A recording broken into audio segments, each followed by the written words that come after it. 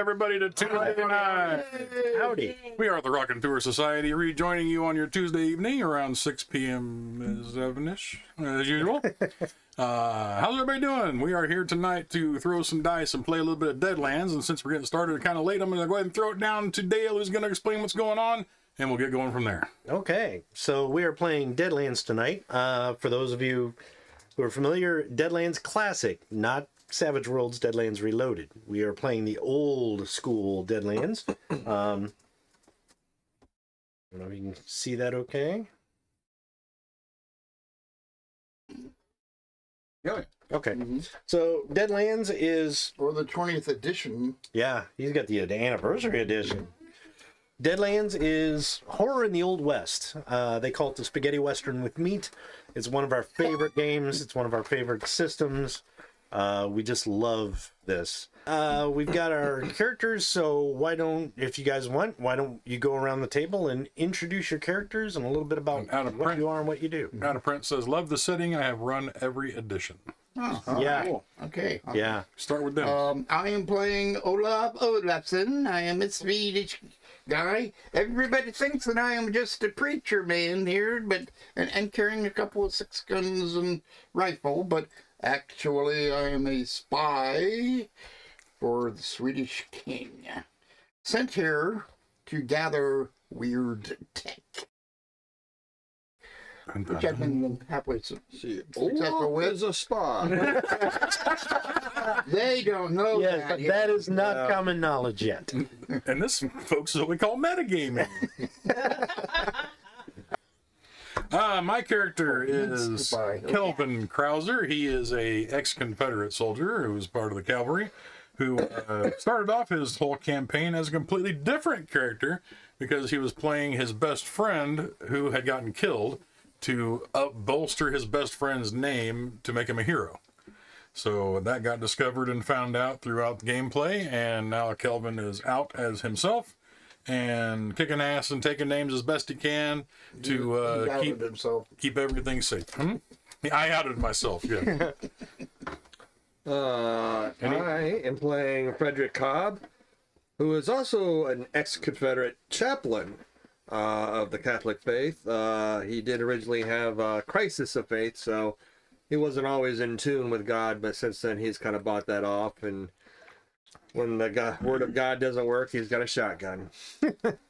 I am playing Beauregard T. Donaldson. I am also former cavalry of the Confederate Army. I am what you would call a huckster, which is a wizard of sorts, using cards to cast magics and various other things. I'm one with the ladies, usually though I have to pay. But it doesn't matter. I'm here to play and have some fun, gentlemen. And I am going to be, well, my character's in it. I'll be NPCing him, but I play Frank Copperhead Daggett. Copperhead is his nickname. He's a gunslinger, and he's won it all through the North, basically, for lots of murders. He's a guns fighter and just trying to change his ways, and he keeps getting drawn back into killing people. It's not his fault. It's a hobby. Yeah, he doesn't have Grim Servant of Death, but he's close. So yeah, he's kind of a grizzled old guy, and he's in the disputed territories. He went to the south, and things kind of started to heat up. So he's like, well, I don't want to be wanted in the north and the south. So he ended up here in the disputed territories. Wrong button, sorry. And just so you guys know what we're talking about, in this game, generally, the Civil War, it's 1876, and the Civil War is still going on because the day of Gettysburg, July 3rd, 1863, after the Gettysburg Battle, the dead rose up and started attacking again. So ever since then, it's been weirdness. So because of that, the Civil War is still raging on. So you have the North and the South, and then this small band in the middle is the disputed territories. So this game has archetypes, 4 main ones. You have the Blessed, like Cobb. Their faith is so strong that they can actually perform miracles and heal people and do all that kind of stuff. So they have like their own card decks and rolls to make, basically rolls. That's what I forgot to bring. Oh, and then I got a set of deck. I got a card somewhere. Bo revealed that he was a wizard of sorts. Well, in this game, they're called hucksters. And yeah, they've... The interesting story, if you've ever heard of the book According to Games by Edmund Hoyle, in this world, he was actually researching magic spells and the runes and formulas for doing it. And he encoded it in that book. So anybody who reads that book may be able to figure out how to cast spells. So they're usually dressed like card sharps, gamblers, rivermen, even cowboys can do it, but when you cast, these mystical cards appear in your hand, so they usually do it out of sight and all that. So they are the wizards of the Old West. You won't cross the border. The other two main archetypes would be shamans, which are obviously Native American shamans, and they actually can perform favors and things like that. So in the old world, they did rain dances to pray for rain. In this world, they could do a rain dance and hit you with lightning if they really wanted to, or if they could roll well enough. So they can do all kinds of stuff. And then it's funny because you actually mentioned the weird tech. That's the other archetype, mad scientists. You can actually play a mad scientist in this game where you design and build machines that are not normal. So the best way I can describe that is... Steampunk. Yeah, steampunk. So the movie, or especially the TV show Wild Wild West, The Adventures of Briscoe County Jr., if you've ever seen that, those are perfect examples of mad scientists. We've introduced our characters. Let's get started. How about chips? So we need to know what chips Ruffles, you have please. Currently. Ruffles? Oh, somebody else just followed us. Thank you for the follow. Virgil wanted... Oh, that was... Michael Kurt's on. Hi. Hi, Mike. Hi, Michael Kurt. I've got 3 white, 2 blue, Virgil 1 White. red, Got it early. 1 arcane, hold on. and 1 legend. I'm sorry. 3 white, 2 blue. 3 white, 2 blue, 1 red, 1 arcane, 1 legend. Okay. That's what I went with. Anastasia, my dear, would you pass those over to Dennis? We got a deck over here. I actually don't use cards that much. I don't know. Except for initiative. Kelvin, what do you got for chips? I have 5 white, 5 white. 2 red, and 3 blue, Okay. 2 arcane, and 1 legend. Okay. I don't have enough of those, so you just pretend you have those. Yeah, you'll go broke when you get them. Just give me the white, blue, and red. Don't worry about Yep, the other. got it. Yeah. All right, you want to pass those on down to Mr. Rob? And don't forget, we use a full deck of cards for this Yes, yes, we'll get to that here pretty quick. Cobb, what do you have? This is the least amount of chips I'll ever have, probably. 1 white, and then I got 5 blue. 5 blue. game. 5 blue. Nice. 6 white, 1 red, and 2 blue. All American.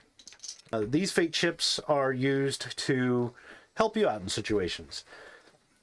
I won't explain it right now. When we start spending chips, we can remind each other of what it is, but basically you can spend chips to better your roll. You can spend chips to negate damage or wind, that kind of thing.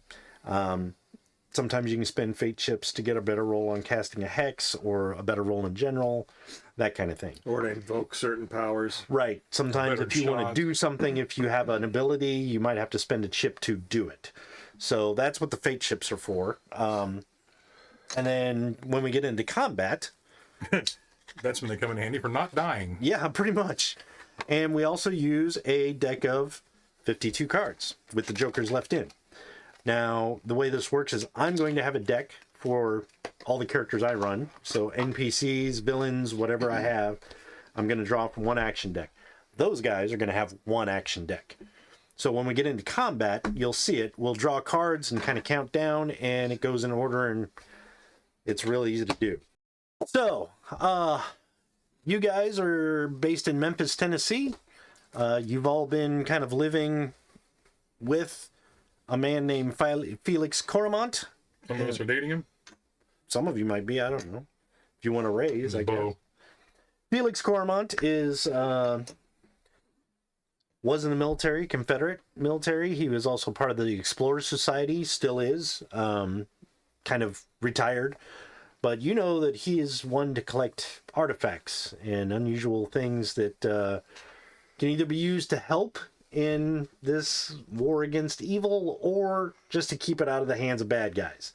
And you've pretty much realized that that is truly his thing. He's not like a shyster, like I'm collecting artifacts and I'll take over the world. It's actually his passion. Felix looks like Brian Cox. He has a son, Simon, who I almost picture him as like Bruce Campbell or Brandon Ruth for some reason. That's kind of how I drew him with the... Yeah. Simon is his son who has kind of taken over the... Felix owns a import-export business, so to speak, like a shipping company that has been in his family for generations, and his son is kind of taking that over. So he runs the day-to-day affairs, but that he also knows about the occult. He's studied under his father, so it's like when his father retires or passes away, he could easily take over that end of the business too, so to speak.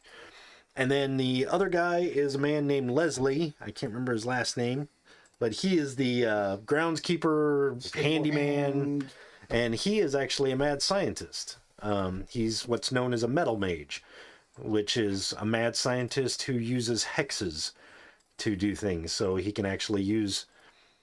He has the mad science engineering, but the hex ability to like weld things with his hands, things like that. So he's a metal mage. So anyway, it's probably morning. You guys have kind of gathered in Felix's kitchen. Say I was also working on that Oh yeah, farm I had and get some head of cattle. that's right. You had bought a farm, didn't you? Yeah. You guys are probably all gathered in the kitchen, just kind of having breakfast and no special occasion. Felix probably just decided he was in a cooking mood, so he made up a ton of scrambled eggs and bacon, toast and sausage, and all kinds of good stuff for breakfast. You know, fruits and vegetables on the table. From the Swedish community, Orphan children, probably brought in some. What's my thing? My potato sausage Yeah, there you go. And your lingonberry jam. Yeah, don't and forget that. lingonberry jam. So you guys are sitting down, just having a nice breakfast. Simon's there. He's pretty much just having a cup of coffee, and then he's got to get into the office for a new shipment coming in. Am I there too then? Or? Yeah, pretty much everybody's there. It's easier. You just all kind of decided, you know, we've had a quiet month. Let's celebrate with a big old breakfast. And Felix is like, yeah. You guys have been kind of off doing your own things for the last month, so it is kind of nice to actually be able to sit down together and just kind of relax and chill and do that. I'd probably go and eat breakfast there a lot of times anyway. Yeah, Copperhead does too. Because it's free. Yeah, pretty much. He gets up, puts his pants on, rides the velocipede to the house, and then eats breakfast. You ride a velociraptor to the house? A velocipede. So, yeah, you guys basically sitting around having breakfast. Felix is just kind of chatting, and about then you have a knock on the door. I shoot it. Okay. I'm sorry, it's been a while. Okay. No, I'll go up and knock. I'll go up and answer. Last open time the there door. was a knock on the door, you all went to Mississippi. You open the door, and there's your mom's corpse on the front porch. No, I did shoot it. no, you open the door, and there's probably a Bye, young... Simon. Bye, Simon. Bye, buddy. Thank you. You open the front door, and there's probably a 14-year-old kid. I definitely shoot it then. Yeah, he's basically got an envelope. Is it the same telegraph kid? Yeah. It is that same kid. God damn. It is that same You guys kid. are off. Oh, you guys are leaving for Mississippi again. How's it going today, so little one? Oh, not bad. I got another letter from Mr. Cormont. Oh, wonderful. I tip him. Okay. Over. Is he a cow or what? I can't get up. I'm part turtle. I'll take it over to. Okay, so you slam the door. And Take it over to. Yep. Felix is. You take it back in the kitchen. Yep. He's kind of sitting at the table. And, Also for you, sir. oh, well, thank you. Kind of opens it up and starts reading it. Written in Egyptian. No problem. Hey, we got someone who can interpret that. Do we? Oh yeah, we got a mummy friend. Yeah. Mummy friend. Hi, Mom. Hi, Mom. Hey, So yeah, basically he reads it after a minute and he's like, so do you gentlemen have any plans for the next day or two? Or would you be free? I'm gonna go talk to that kid. I'll be right back. Every time he shows up, we got something we got to do. what appears to be up there, Felix? What exactly are you hoping to send us? Well, more of an investigative nature, or if you don't mind. There's a small town about 15 miles away to the east called Boldbridge. And I just received a letter from a fairly young man. I haven't seen him in a few years, but our paths have crossed before. He's a deputy there in Boldbridge, and said there's been some very curious deaths in the area. Shenanigans.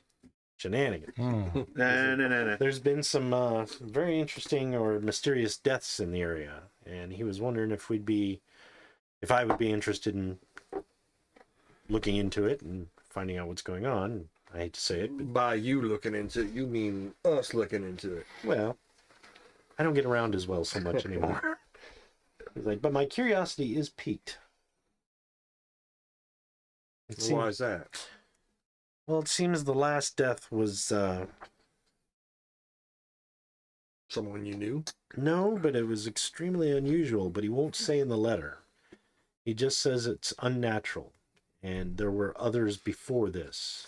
He has heard. So I'm kind of curious as to what is going on, and how unnatural this death was. I was wondering if you gentlemen would be interested in going down to Boldbridge, and Deputy Adam Marsh is his name. So if you'd be interested in going down and maybe What was his name? Adam Marsh, and deputy now. He says in the letter that a man by the name of Sheriff Bert Nolan and another man by the name of Namaroff seem to be keeping things quiet. He doesn't know if it's to avoid a panic or if there's something else to it. I don't know these men, but I do know Mr. Marsh. He was always a good young man.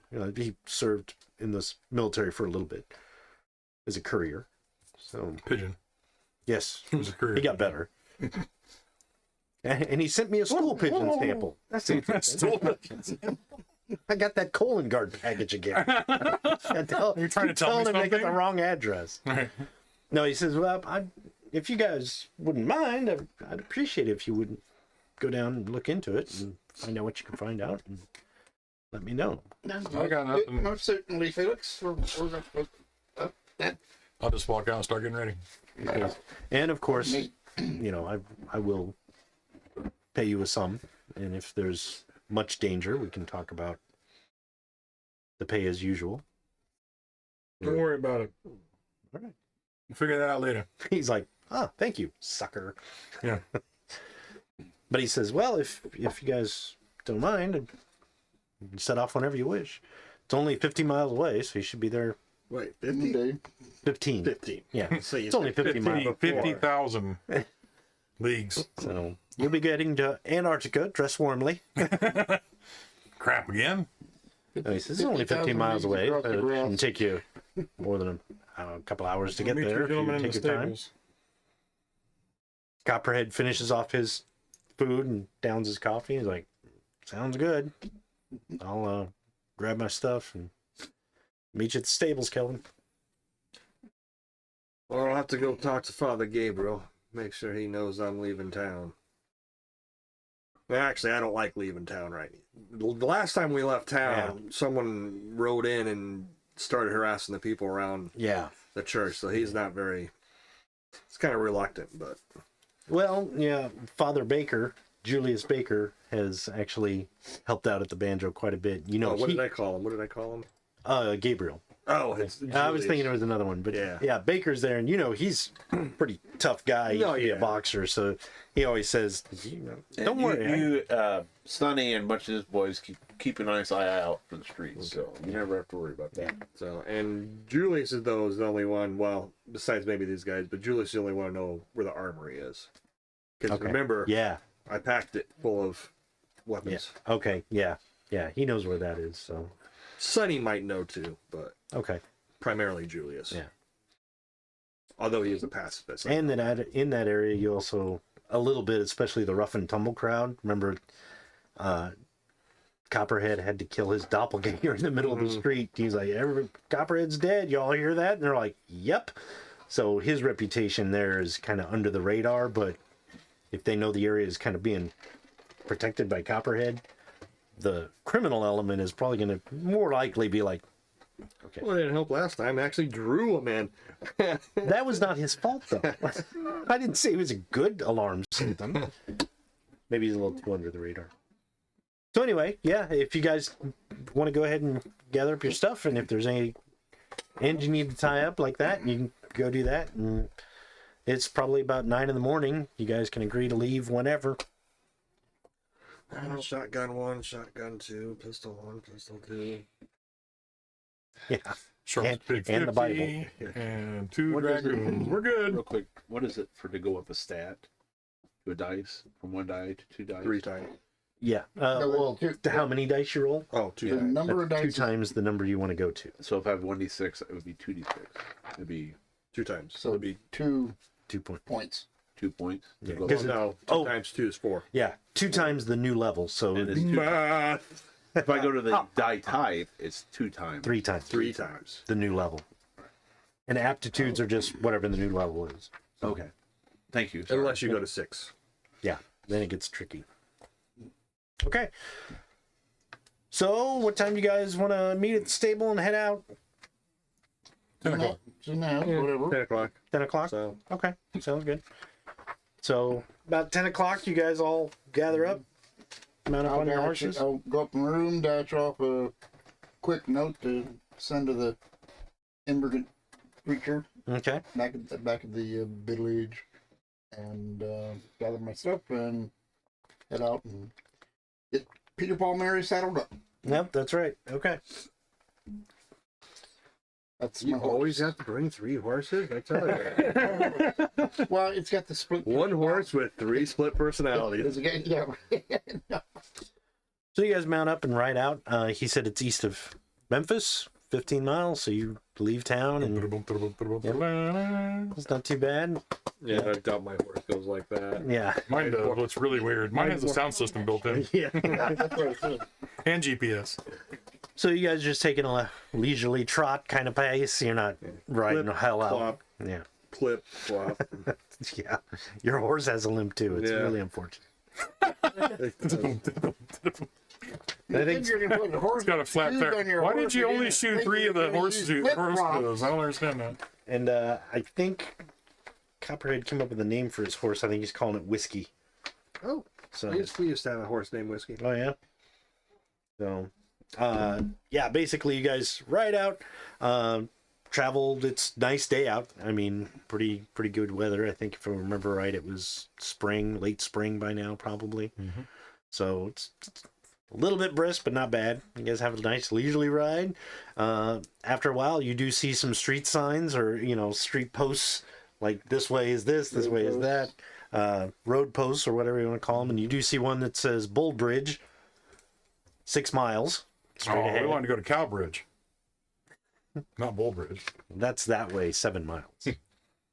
So as you kind of ride on, seems like you're coming up over some hilly area. Not real bad, but it's hilly. And as you crest the last hill, I jumped my horse over one. Whee! No, it doesn't sound system in it. them curl mount boys are causing a whole heap of trouble. See, But as you kind of come over, you the do Marshal right behind you. Wee, wee, wee, wee, got that basset hound on his back. So you guys come over, and there's a small town up ahead, a little ways down the road. Town of Heads. Yeah, town of heads. Oh, God. There are heads on pikes. Now, there's a little town up there, and as you kind of get to the top of the hill and kind of taking it in, you do notice there's more trees here, like groves of trees and stuff like that. So it's a little bit of a wooded area, getting into a more wooded area.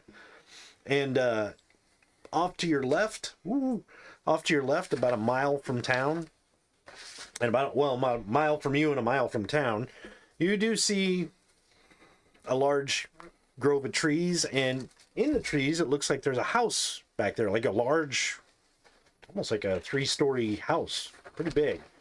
And you can tell from here it looks like it's got like a fenced in like garden, like a wrought iron fence around this big area in the yard. Everybody can roll your cognitions. If you have keen or eagle eyes, you can add that. I think I do. Yep. I have eagle eyes. Your target number is going to be 5. Cognition. And if you get a raise, let So me know. that means another die? No, it your just- cognition. What is your cognition? 3d12. Okay, roll that. And then what do you have? Keen or eagle eye? I've got keen. Whatever you take your highest die, Yeah. and whatever you roll, add 2 to it.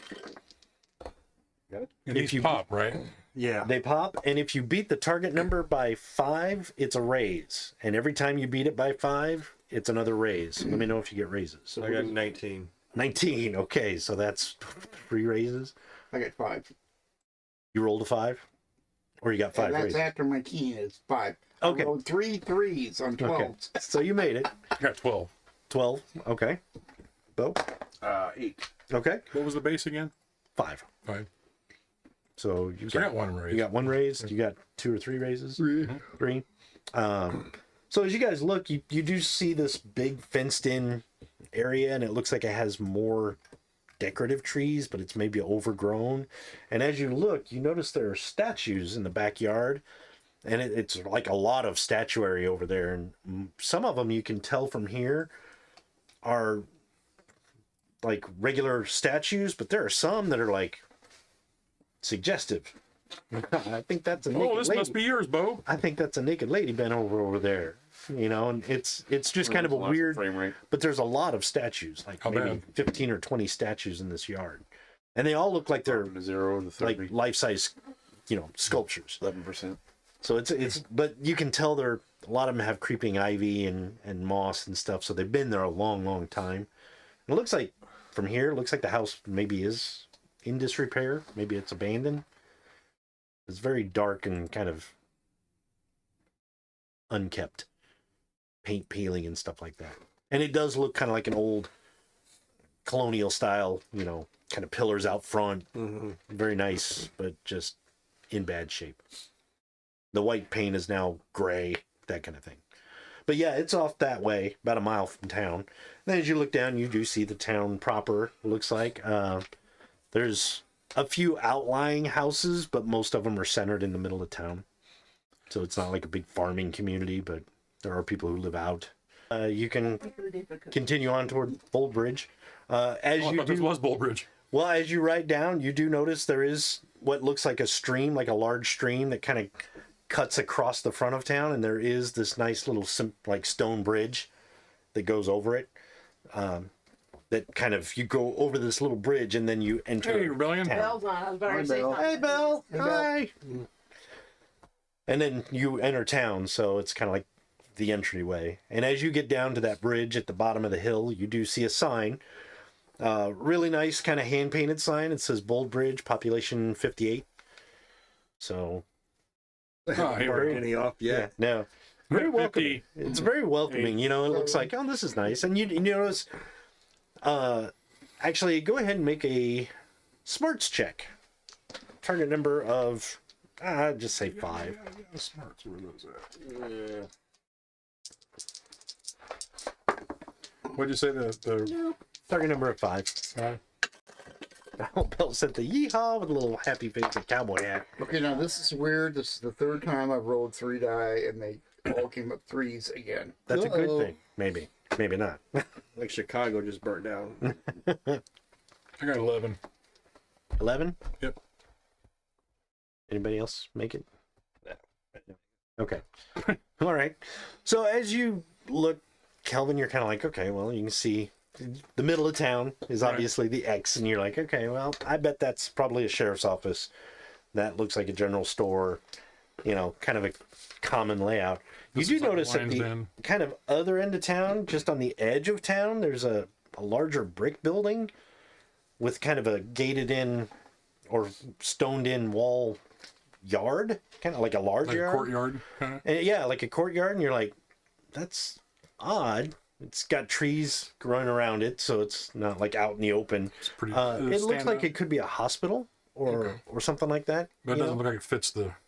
It's not overly out of place, but it's like, well, all these other buildings are just regular wood and stone buildings. whatever, This right. looks more like a structure. You know what I mean? So it just kind of, oh, well, that's something important. But you've seen like hospitals are usually built that way. Right. So Okay. Well, it just strikes you. I'll say, well, the sheriff's office is right over there. Yep. So as you guys enter town, there's people walking around doing errands and stuff like I'll that. probably be glancing around to see if there's a church. Yes, there is a church. It's kind of, if you go down the main road the way you're headed, if you go that way is that building he saw. But if you go the other way, a little bit on the edge of town that way, you do see a church. Okay, can I tell what denomination is from here? It looks like Catholic. Okay. So, and as you guys kind of ride into town, people are kind of doing their errands. Are you guys in Simon returned. Hey, Hey, it's Tuesday night. Yeah. Sorry. Yeah, that's normal. Are any right? of you concealing the weapons you brought? Nope. Okay. Well, mine aren't out in the open, like hardcore. They're all sheathed in their proper stuff. yeah, but you still have a Sharps Big 50 and a couple rifles that are easily noticed. yeah, on each side of the horse. Yeah, And he's got 2 rifles on his back. right. So, I mean, okay. Well, I mean, I'm just they're- curious. Yeah, I'm just saying they're all sheathed. They're not hidden. Well, but, I you know, understand that, but you didn't ride know in that with was- that It guy- looks like we're going to rob the bank. We're, that guy's riding we're with heavily 3 big armored. Yeah, rifles. It's armed. like, Yeah. okay. Most people just have a rifle or a handgun. So as you guys ride in, you are going to get some like, you do see one guy kind of like, as you ride into town, he kind of pauses, looks like he's maybe in his 30s, kind of a regular farmer guy, something, and he just kind of abruptly turns and looks like he's walking back the way he came. Morning, Or the Stu. sheriff's office. Yeah, well, we're headed for the sheriff's office too, so it's perfect. Yeah, we just follow him. Yeah, well, that's fine. Line up behind And you guys are like, 30 yards away, and he's just like, yes, I forgot something at the sheriff's office. So as you guys ride into town, you do get some people morning. That would be There are a nice lot of to- people though who are like morning I'll be and kind of stop, I'll be doing some blessing. motions. stop and watching you go. Especially you. It's like, oh look, it's a preacher. I was going to say, With an arm. Well, yeah, you are, but he's with a gun 2 belt. rifles on his back. It's like hot fuzz riding in on that horse. It's like, oh, it's a preacher who's obviously loaded for bear, with a bunch of other guys who are mostly loaded for bear. Okay, yeah, it's like Where's your women? I'm loaded for peasants. peasant. Yeah, Peasant or peasant? yeah. Peasants. I'm put letter for Maybe peasants. peasants. I don't know. you You lower notice, arms. though, people are like with bow and copperhead. They're more like morning. Morning. And you guys can see Copperhead's like grinning to himself because for one, he just has the pistols and the rifle on his, and the pistols are covered. So Right. for once, people are like, "Oh, good morning, you're a gentlemanly kind of guy," and they're all like, "Who are these people?" And he's just like, "That's usually backwards." So this is kind of entertaining. Is this to what me. this feels like? I don't like it. He's like, "I don't like being normal."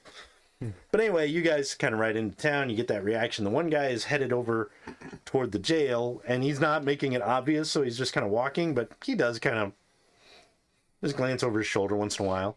You guys are obviously going right to the jail. If you're not going to slow your horses down, you're probably going to get there before he does. Out front, you see young man kind of leaning back on a chair, and he's got his feet up on like the Look, railing you're there. supposed to shoot him. He's got just regular boots, brown slacks, checkered shirt, but you do notice he has a tin star. And he's kind of leaning up, probably smoking a cigarette. And as you guys kind of come up, he looks. Ride up and tie my horse off and dismount. Yeah. Or dismount then tie my horse off.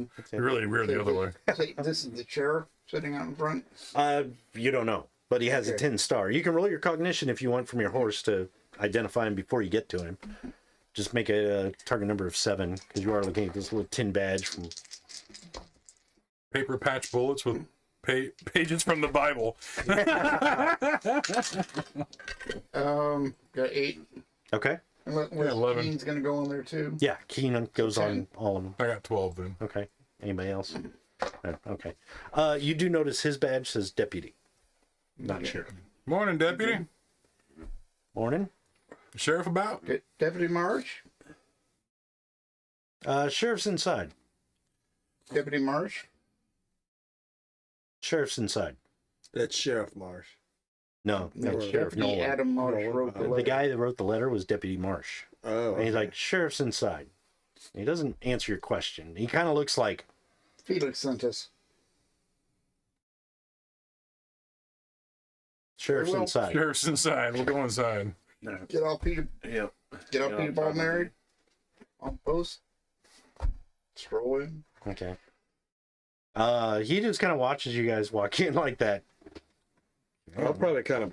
I'm gonna whisper to Bo as we're walking in, like, hope we get to kill this sheriff real good. Oh, jeez. And then he sneezes. He's like, Sheriff, they're killing you, and you die in a hail of bullets. Yeah. Okay. So anyway, you were gonna do something. You all right, buddy? Allergies are just.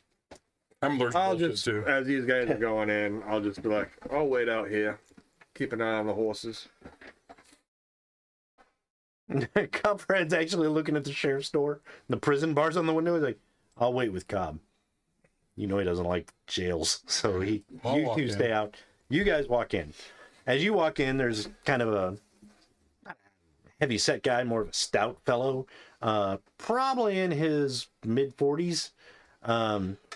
Black mustache. His hat's off, so his hair's kind of receding, but it's slicked back a little bit. Long, about collar length. Wearing a shirt, vest, slacks.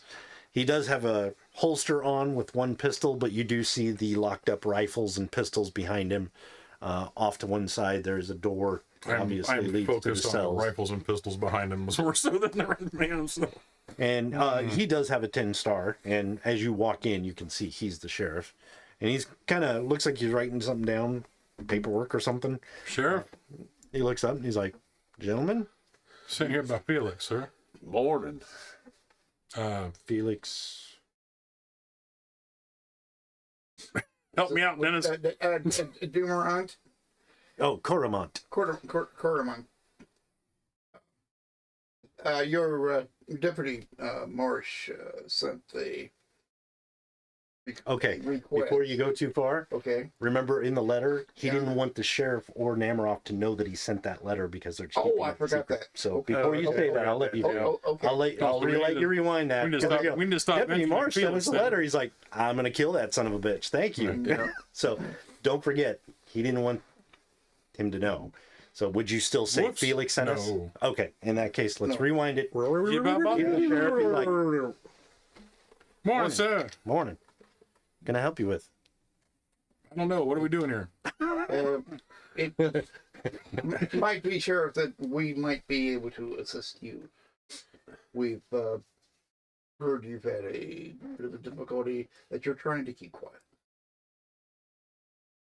I'm not sure what you mean, Mm-mm. but we've got plenty of deputies here to help, whatever it might be that you heard. So, Well, you and Mr. Emeroff trying to keep something quiet. anybody wants to stop him is more than willing. I'm going to drag him out of there. Can Okay. I play Silver Tongue Devil? Can I try that? Yeah, you can try. You're going to have to do it really well because I'm leaving with Olaf right now. I don't think he's casting it on him. Oh, and Moo Moo, it's the Deadlands Classics, what we're playing tonight. Oh yeah. And greetings. Oh, and Moo Moo. Hello, Moo Moo. Hello. I know what I want, Moo Moo. Deadlands Classic. Mean, so it's 5d10. We're going to let Bo handle it. Oh, cool. We agree. So, yeah. Now, would you have stopped him as soon as he started talking, or are you going to let him say all that before? No, you I'd stop him before he started talking. Okay, so I'd be like, well, let me talk to you outside you for a minute. say we heard you've been having problems, and that's when you stop him. Mm-hmm. Okay, so you're going to grab Olaf, And head outside. and he grabs you, and he's like, "Let's step outside for a minute." And I let him take me out. okay, so Ooh, got a pair of aces. Oh, nice. not bad. And I think that's all I needed was... An ace, probably. Need a pair? We need a... If I needed a He's pair. got a pair. Pair of underwear. You got a high pair. Pair, but sorry guys, I gotta look up the rule. Oh, I got it right here. Okay. Need jacks, which pair of aces works. 1 minute per hex level. How many? 5. Okay, so for 5 minutes, this hex makes it to Huckster's word slicker than a snake oil. A huckster with this hex could not only sell, but actually rent ice to Eskimos at a good price, too. Now let me know when you're done with that ice. I need it back. A pair of jacks adds +5 to every persuasion, bluff, and ridicule rolls. She makes every hand increase, adds an additional 2. Nice. So Jack, Jack. Pair of King, jacks, Queen, pair of kings, pair of... Ace. So 3. Yeah. So, +8. +8. Well, wait a minute. 5? No, above Jack, right? Yeah. Yeah. Every Jack, pair... King, Queen, Ace, so 6. Queen, King, Ace. Well, when I roll my persuasion. No, that's the hex you get. Oh. Because your minimum hand is a pair of jacks. You got a pair of aces. Oh, okay. So you got +5, 3 above. +2, +4. Reminds me of +6. D&D with cowboys. Yeah. It is. That's You basically Oh, you basically have +11 whenever you try and persuade or bluff this guy Okay. Good. for the next 5 minutes. As I kind of sit there, I kind of tap a thing, because that's how I use my spells with my Oh, your sword cane. Yeah. or symbols. It's like, you must forgive. It's been a long, dusty road for the good preacher here, my friend, my good sir. All right. Sheriff, how are you, sir? Fine. Yeah. Well, What brings you to Boldbridge? It seems like you're on We had to kill an everybody. important mission. well, we do have a priest, so I guess it's from God himself, isn't it? And I reach in for a drink. Would you care to have a little bit of something? I mind if I sit down for a moment? I am an attorney from what was our town? Memphis, right? Memphis. Yeah, from Memphis. I'm so- an attorney from Chicago. Yeah, from Memphis. And I was down here through Boldbridge, and I was passing through this way, and I had what was the gentleman from over there on Third Street house? He wasn't he in trouble recently? What was his name? He's got a sister named Jezebel. What was his name? He had trouble here not too long ago, a few months ago. Didn't he write some up north? I'm trying to persuade him into doing something. Can I roll my persuasion? Yeah, you can roll your persuasion. Let's do it that way. That might be better. All right, so I get +11. Yes. So I get 17. He rolled a 3. You mean Jacob? Yes, Jacob, indeed. I'm sorry, I have so many clients. It's hard. Name. I forgot all about his sister's name. Yeah. Yeah, he was in a bit of trouble, but that got taken care of. Well, I know. That's one of my friends got it all done that. But he mentioned something else was down here. I was one of kind of concerning if it was something with doing with his case or not. Like he mentioned there was some other problems going on or something like that. Did somebody else get hurt or something like that? Well, we have had a couple problems over the past 5 years, but nothing major. But they all seem to be connected in some way. We're just not sure how. Well, connected. How is that? Well, the manner of death seems to be similar in a lot of these cases over the last 5 years, but I'm not sure exactly how it ties together, and we haven't had it. Now, Sheriff, now please. You are a man of the law. You obviously have a hunt for something. If you're smelling something, you know something's wrong. Deep down in your soul, the bloodhound in your mind is kicking in. I'm just a lawyer to be able to take that percent of words and streamline it for yourself. Maybe make it so you maybe see what's going on. You say there's connection. Well, my associates and I, that's sort of what we do. While I have actually expected Mr. Lee himself. He kind of holds up his hand. Are you trying to bribe me, son? No, sir. I'm trying to help you, Sheriff. Well, I don't know what help you can be, but we've got it well in hand, but I suppose if you want to stay in town... Well, it's been a bit stressful. If we need some help, I can reach out to you for sure. Of course. Olaf's a bit strung from the road, as you noticed. But I Not always often like you to come see a in. holy man with a bunch of weapons on him. Well, we Not do. that many. He does kick ass for the Lord. I will say that. We actually have another father with us too. He's with Calvary, as I was myself. Good soldieries as we were. In fact, we had dealings with that up there in the Memphis itself with Mr. Lee. I don't remember if he wrote that in the papers. I heard something about that. No, Yeah. you were involved in that? Well, yeah, I hate to toot my own horn, but yes, sir, my lord, I was. I was one of the things. In fact, I was on the front page of the paper, if you recall that. Do you I thought recall? that guy was a Randy Butthole. Well, you roll tens? Huh? You roll tens again? We roll 10s. So that would be 26. Jeez. Well, I was quite randy, and I do have a passion for the butthole, but yeah. Indeed, sir. Welcome to Raconteur Society. We are 18 plus, especially when Bo's playing. Yes, you'd better be, my lord, my We're on the lord. verge of 21 plus. You know, that's a. It takes 2 priests to cancel me out. That's what I'm saying. He says, well, that's pretty Carrying this guy, impressive. but interject at any time, trust me. He said, well, that does promise to be most helpful, but. We're so bad, Ben In disappeared. fact, you see, sir, we were just on a secret mission for Mr. Lee himself, and that's why everyone's armed so much. We had to do some wrangling down in, and I'm sorry, Brett, what was the town we were at, actually? Memphis. Not Memphis, Natchez. but Natchez. Or Memphis, which one? Yeah, Natchez. Natchez. Natchez, so we were just returning from another sort of like that from Mr. Lee himself, so you must disregard all the weaponry. It's just, well, when you do the good work of our nation, then you have to be armed at that time. Well, I'll have to take my bearings about this now that you've offered. Well, of your- course. Just tell him the stone's after us. He'll understand. If you want to, there's a hotel here in town. If you want to set yourselves up with some rooms, and then if it comes to it, I can maybe call you in if we have another case, Well, or of course. Once I'm just at your disposal. once I think about it and talk it over with some of my companions. Yes, of course. See if Well, this is I your can bring you town. in. And that's why I just suggested we come talk to you first, Sheriff, because, well, this is your town, and us coming in so armed and so heavily looking. Been also the people making whispers, stuff like that. We don't want to disrupt the town, but make sure we'll welcome and make the place a better place. All right. Well, I appreciate that. And if anybody comes asking, I'll let them know that you're on the up and up, and you're good.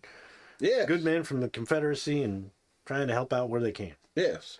And I will think it over, and yeah, if I decide to bring you in, I certainly will. Well, it'll be our pleasure if you need us, Sheriff. That's all. And you've done a fine job in this town, and very impressed as it is. No, thank you. I appreciate it. God bless you, sir, for keeping it safe as it is. So Thank you. He stands up. you do have a nose for the law, and I can bluster him all up, whatever it does. And you notice he's kind of like now he's like stand up a little straighter, like, hey, that's all right. I'm a bad guy, pretty good sheriff. Even though everybody says I'm useless. Because that big old belt. Oh, God. Oh, I had to stand up. Oh. Well, thank you, Sheriff. Thank you. Indeed. Thank you. Well, enjoy your stay in Boldbridge. Yes, we will. Just take a bit of rest. You know, need to spend the night or so. Absolutely. Then I'll check in on Jake. See how he's doing and all that business. All right. Yeah, Bobby interjected, nice persuasion. I replied, you're telling me his voice is so good right now, I can melt butter off a hot biscuit. All right. So outside, you guys were standing out there. Yeah, I'm actually gonna start kind of walking up. I'm Yeah. looking at the deputy and I was like, you don't mind if I take a seat, do you? It's a long travel here. Legs not as it used to be. Sure. I gotta go. I see that you have a church in town. Yes, we Is do. there a preacher that serves over it? Oh, there was. He passed on a few years ago, and they haven't seen anybody to replace it. But we still hold services there ourselves, for those of us interested, Oh, which sorry many of to- us are. Sorry to hear that. Well, we got word that there might be another preacher coming this way in the next month or so, at least to fill in for the time being. So what happened to the former priest? Oh, he passed away in his sleep. He was He turned getting up inside there and exploded. He was getting up there in years. Loaded. I see. Is there stables and a hotel around here Oh somewhere? yeah, hotel's right down the road that way, just past the main street. They do have stables in the back if you want. They're not overly large, but I'm sure they got enough room to accommodate you. Well, I believe me and my companions are going to be resting here for a little while. Is there anything of interest in town here? Just then, you see Olaf getting pushed out the door by Kelvin. Get, what are you doing? So they walk out on the porch. Yeah, you Copperhead need to lights give- a cigarette. We need to give Olaf a stink eye. When you're talking just to him, he ruined kind this of leans whole up thing, against man. the post by the stairs and just flicks his thumbnail, lights up a cigarette. And he's just having a smoke while you guys are talking.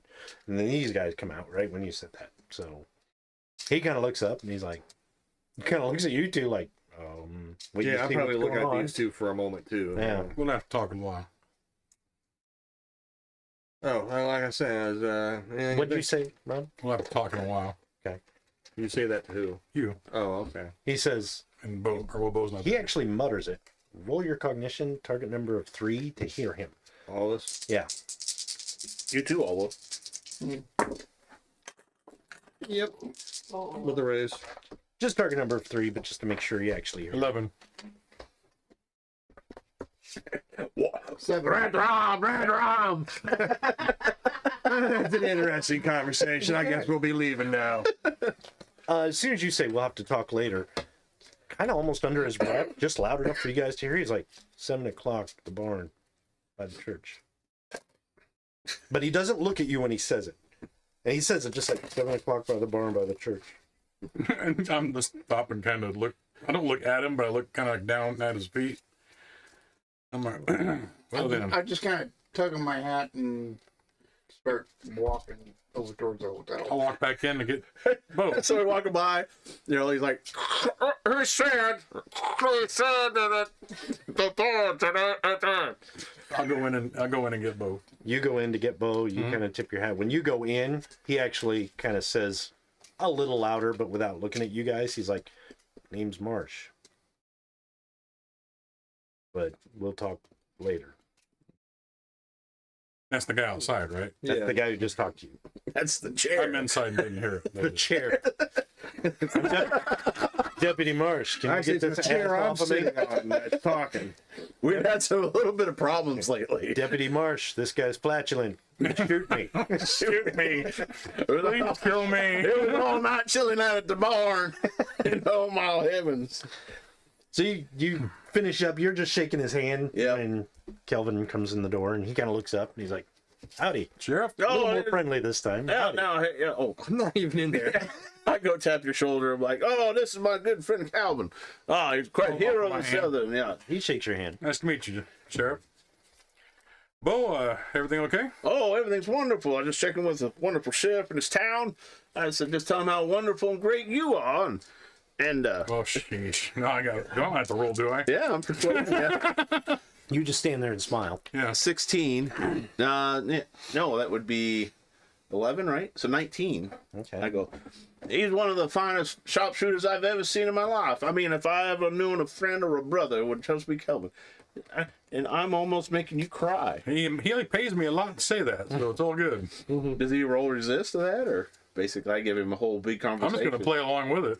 Are you trying to to the sheriff? persuade the sheriff? No, just saying how good he is, and To the sheriff, right? Was no, he- to you, to the sheriff, yes, Yeah, to the sheriff. yeah. I was going to say, who are you? You're a sharpshooter. Did you know that? You're really... I'm a sharpshooter now. Pardon me, I'm going to kill some people. You're my friend. I was getting a little confused. He's up I'm like, alive now. well, who are you trying to protect? You're a bamboo shit. And the chipmunk too, who doesn't like bananas. Eep, eep. Shit, what do I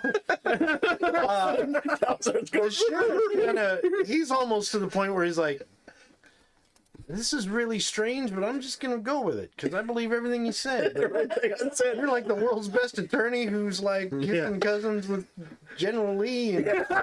And See this does. That comes from aliens from the planet Zerdon. Oh, my They God. must have been here in the middle of the night with their dandruff. Because they got no hair, so there's no way to hold the dandruff in, so it you flies got everywhere. two priests loaded for bear who apparently shoot sinners. Just then, as you guys are kind of doing that, across the street outside, across the main square there, you see a stagecoach kind of come from the other way you were coming. The stagecoach actually kind of pulls in, stops. A couple people get off. Well, actually, two people get off. One of them, near that storefront, there's a woman and a kid, maybe 8.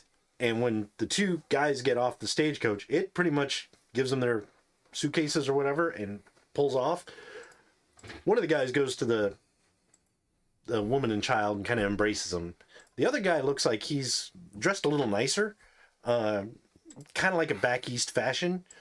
And as he gets down with his suitcase, he kind of stands up, looks around, and looks over the sheriff's office.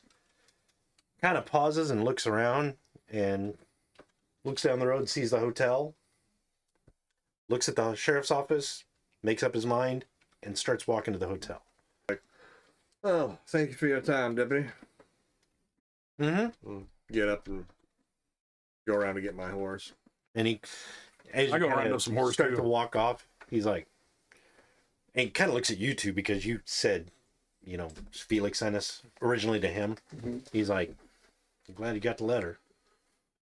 And he just kind of shakes his head a little bit like, I just kind of ignore him. yeah, he doesn't do it. He's very subtle about everything he does. So you guys saddle up. Yep. Yep. Head down to the hotel. Yeah, I'll just lead my horse down. Yeah, I there. just lead Yeah. my horse. Okay. It'll take me 5 days to get there. Yeah. Right. All right. So, Right at full charge of the hotel. Peter primarily is singing harmony later. so basically, guys, head down to the hotel. As you guys get there, that gentleman that got off the stagecoach pretty much just went in like a minute or two before you did. So he goes in. He's at the desk as you walk in. They're just giving him his key. And he's like, thank you very much. And as he turns, he sees you guys come in, obviously recognized you, but just kind of like, afternoon? Kind of politely, since you're walking up right behind him. And he's like, afternoon? Kind of takes note of you. I'm like, okay. And he looks like he's headed to the stairs to his room. Do we recognize him? Nope, never seen him can't? before. Okay. Never seen him before. But strike blind! Strike blind. He trips. Damn it. Clerk is standing there and he's like, help you, gents. Well, of course, we'd certainly like some rooms, sir. Of course, of course. Need a couple rooms. Stabling man. too for horses. Got it. I got you covered, friend. One room for each of you? Yes, yes. And who is our friend now? I can't remember that. Could you just tell me who his name was? Your silver-tongued devil only worked on the sheriff for that scene. You have to cast it for each victim. Damn it. He's like, What's the Besides, name? you really didn't see him come out Yeah. of the coach and everything. Oh, We that's did. true. Yeah. Never mind. so you're like, I'm an attorney. Bullshit. Here's your key. I actually do have two in law. I'm not very good at it. So he rounds up the keys and gives you your rooms, and he tells you, you know, it's like, you want stabling, it's probably $2 for stable in a room. For room and stabling. Room and stable. So, $2.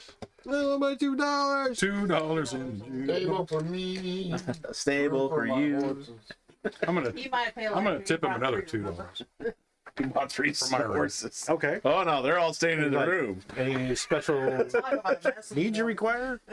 Just make sure my horse is taken care of and my gear on it is not messed with. Well, that's included in your price, sir. Fair enough. Just a little extra insurance. All right. Thank you kindly.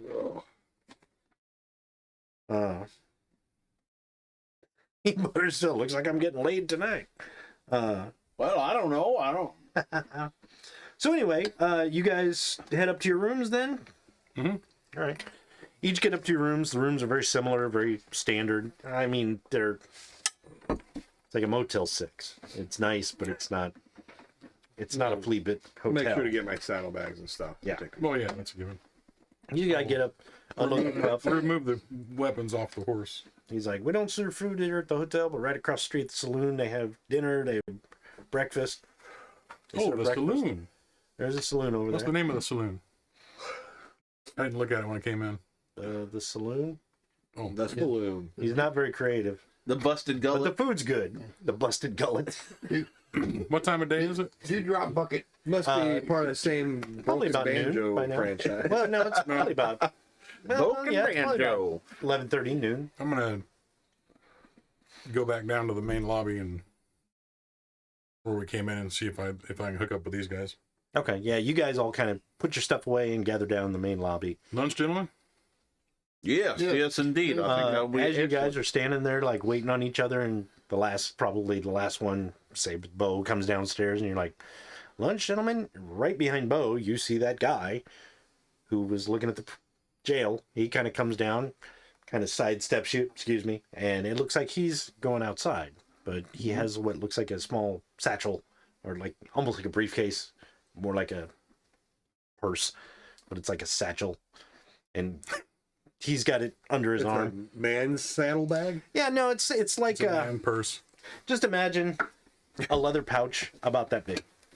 Oh, like it's carrier pouch. Yeah, like a document thing. Yeah. It's leather, so it's not a suitcase. It's not a briefcase. It's like a satchel.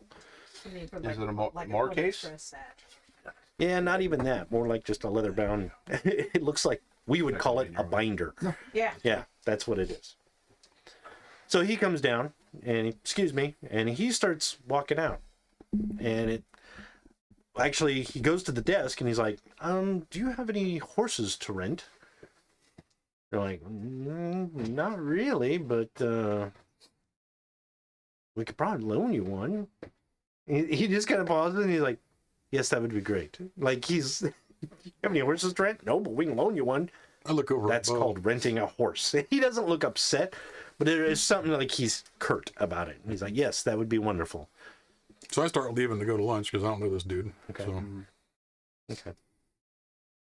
So the clerk's like, well, give me just a minute and I'll get one saddled up for you. And he's like, yes, how much would that be? And he's like, well, how long are you gonna need him?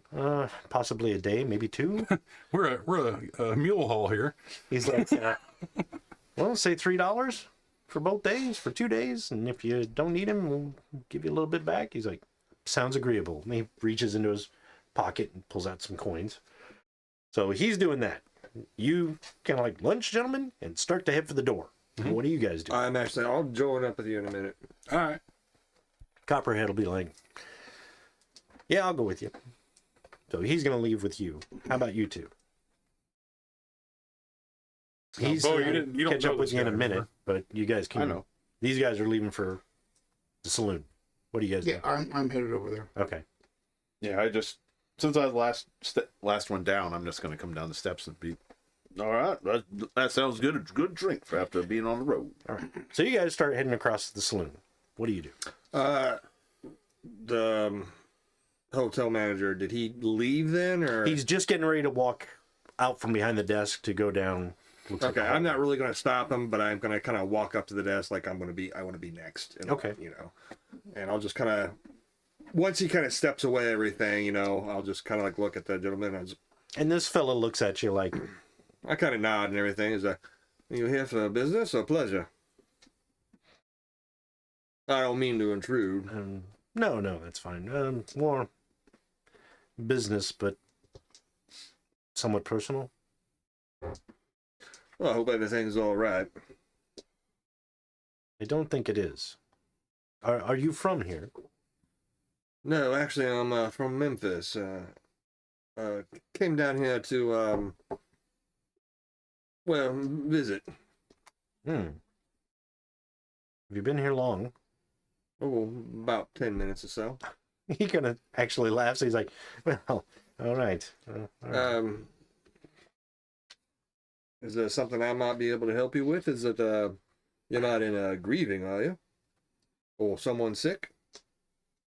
I am in grieving, but he kind of looks at your outfit and he's like, I don't feel like I'm in a confessional, but my anger is starting to weigh out my grief. Well, it doesn't matter what nomination you are. Sometimes we all need help. If need be, I shall be around presently later. If you wish to speak or anything.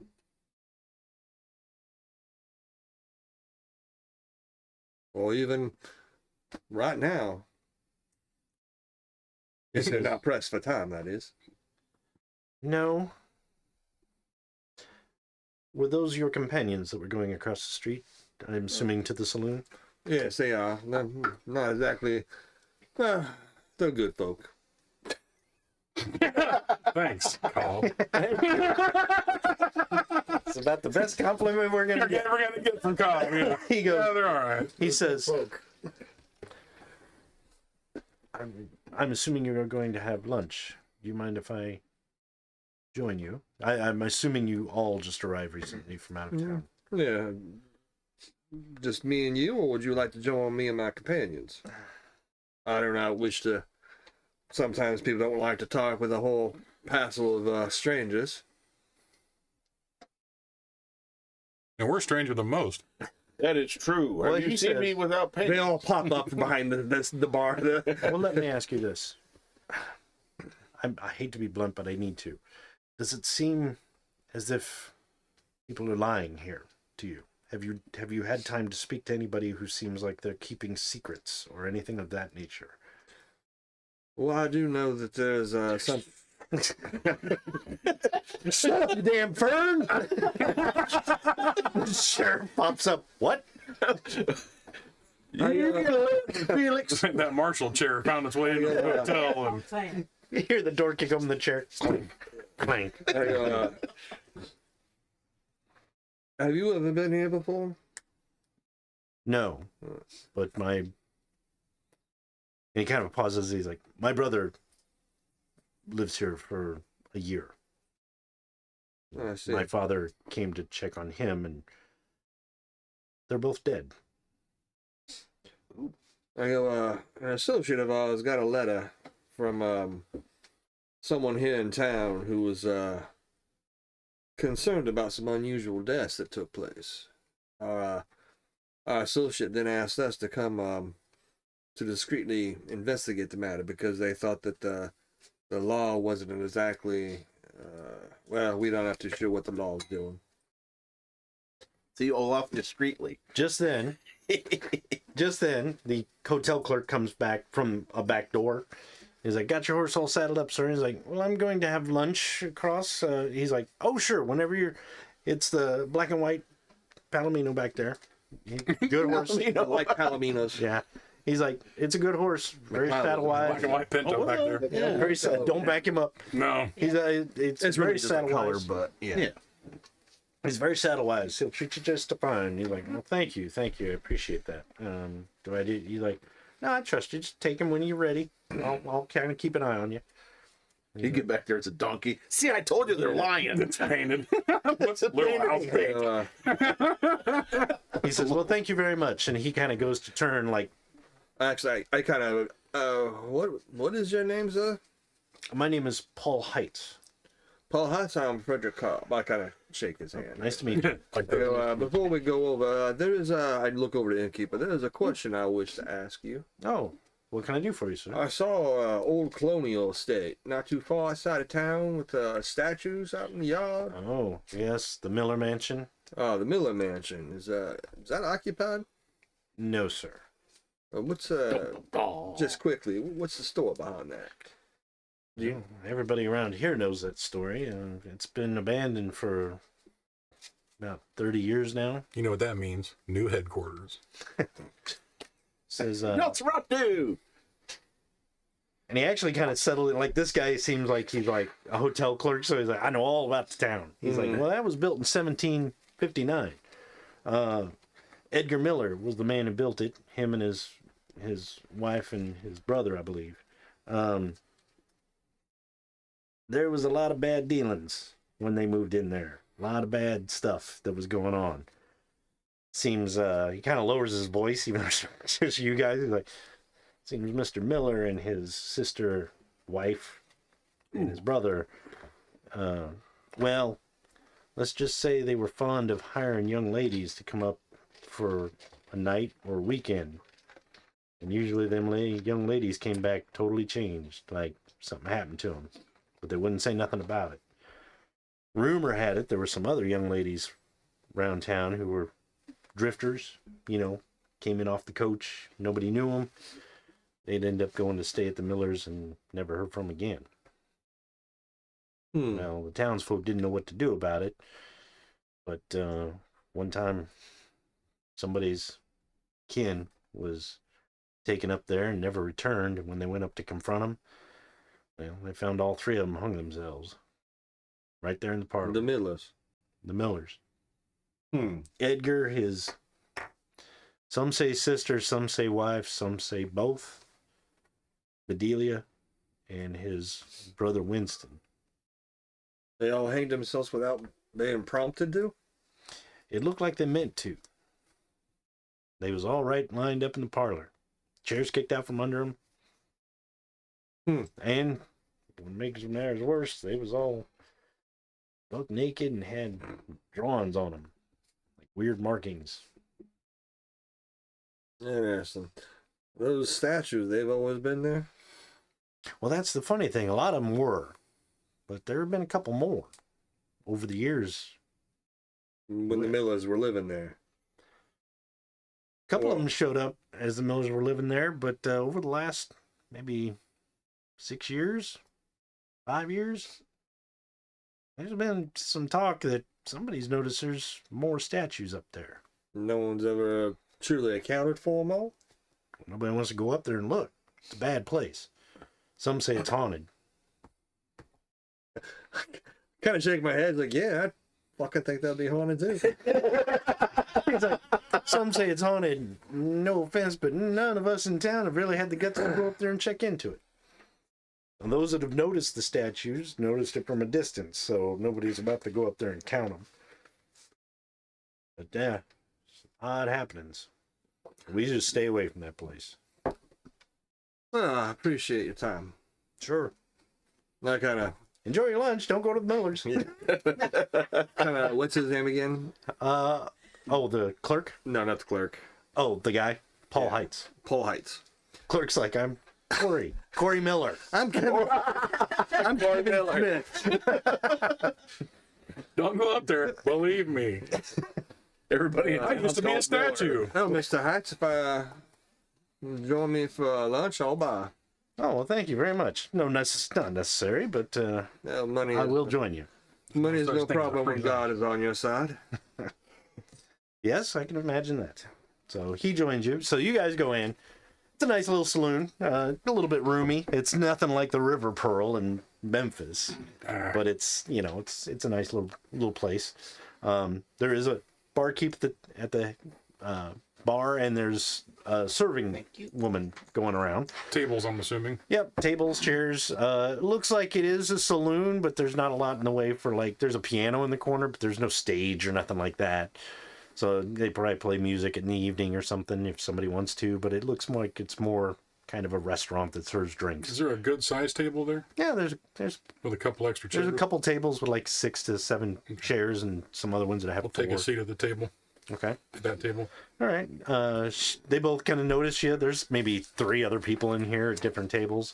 And she notices you and nods. So she starts gathering up some waters and stuff. And as you guys come in and sit down, she gathers her stuff up and comes over and is like, in for lunch, gentlemen. Indeed, ma'am. Yes. What's on the menu this afternoon? She gives you the standard fare. Steak, potato, hamburger, whatever. Corn dog, Corn. Yeah. Not hamburgers. Swedish but thank- meatballs. Yeah. They knew you were coming. Those are upstairs. Yeah. I'll have And there's soup, that kind of thing. I'll start with your best draft you got, Okay. and a bottle of nice. She goes, Thank you, and a bottle of finest whiskey, please. all right. Everybody else just get, They put in an order. yeah. Copperhead's like, a couple shots of whiskey and a glass of water, please. Okay. I was cutting back. Yeah, he did. Man, I will take 4 fried chickens and a Coke. This honking. And a Coke, and the other one wants 4 pieces of plain toast. plain toast, one white toast. Cobb! Olaf! For the coat, you're going to have to go down to the apparel shop down the street. What? It's the Great Cowboys. Oh yeah, I did buy off his hankering for alcohol. That's fine. Yep. So anyway, as she kind of goes back to get stuff situated, you see Cobb and this gentleman come in. You see the group, go over and join them at the table. Yep. So- Go over and join. And there's not a chair. I'll grab one. Yeah, there's Extra plenty of chair. chairs around that they got the big Who's your table. friend, Cobb? I go, gentlemen, if you don't mind an extra person for lunch, this is Mr. Paul Heights. I saw you there in the hotel. I thought you sounded like you were in a hurry. No, I'm Mr. Cobb. Oh, yeah, Mr. Cobb. Nice to meet you. Cobb who? As in the corn? Come on. Are you a corn dealer? Father Corn Cobb. Father Corn Cobb. I see the comedy. Well, it's suddenly low. Well, he does have a colonel. I see that on his shirt. So yeah, Paul's like, well, good afternoon, gentlemen. Thank you for having me for lunch and inviting me. Well, I didn't Yes, order we're that. We ordered. Yes, we're gonna have you for lunch But there. Lay on the table. Take off your clothes. I have not partaken of cannibalism in at least 2 days. Oh, did I let that out? Finally. This is Bo Miller. Bo Miller. Oh no. I was gonna say the Miller place sounds like a place Bo would want to go. Indeed. Probably would. He probably had a was. good The time. first time's been naked and covered in letters. I'd had to stand up there and it's a naked statue for an hour too. That's happened before too. That's a story I'll have to share. We go up there and just Bo's just standing out there. I dropped my fig leaf again. Pick that up. It is Tuesday night. So basically, Paul kind of like, she comes over and gets your orders and whatever and goes back and prepares food. So anyway, I actually kind of like he goes, Mr. Heights, it might be of interest to, or we might be of interest to something he might have to say, as well as, well, we might all have something in common of interest. Oh yeah. I kind of look over to Told Mr. you, Heights. sir. And I go, not to put you on the spot, perhaps you could tell us more of what has happened. well, yes, I'm here to investigate my father and brother's deaths. No, my condolences. Thank you. My brother moved here about a year and a half ago. He's a good gentleman, a good man, but he was into art. He liked to draw and was very good at it. He wanted to make a career as doing paintings and things of that nature. He was sort of what you'd call a free spirit. So never really had. He came here to this town? Well, he thought he would go to Memphis, but he didn't think he'd have much of a chance in Memphis, and he did like the area here, painting the trees and the landscapes and stuff. Oh, I see. And he did find a few people who wanted to be subjects for his artwork. In fact, one was a young woman named Emily Sangster. She posed for him so he could practice his life portraits, which he was already good at. And from what I understand, they really hit it off. In fact, they were kind of dating, from what I understand, when I spoke to his name was Hugo. When I spoke to him a few months ago, he and this Emily were kind of seeing each other in a more serious manner. He felt like he had chosen to settle down with her, which I was happy about. But her father is very strict and very selective, so he wanted to marry her, from what I understand, but he needed to wait until he had more money to do so. And I think he was a little worried about asking for her father for her hand. Then I get word that from my father, I received a letter from him a few days ago. My father was concerned. He had heard that Emily and Hugo had been killed here in Boldbridge. And he was concerned in the letter. He came here to look into it to find out what had happened, and he was treated very much like an outsider. And there's a Dr. Namaroff who works here at the mental hospital. Mental Is that hospital. one of the names that was mentioned in the letter? Okay. Mental hospital. Yes, on the edge of town, the Boulevard Mental Institute. He's a doctor of psychiatry, and he is also the town doctor, so to speak. So he performed the autopsy, the death, and signed the death certificate for Hugo. And apparently Emily had been murdered. They did not say how. Oh, thank you. Happy birthday, guys. Thank you. Thank you. Emily had been murdered, and apparently they say Hugo had committed the murder in a fit of outrage and then hung himself in suicide.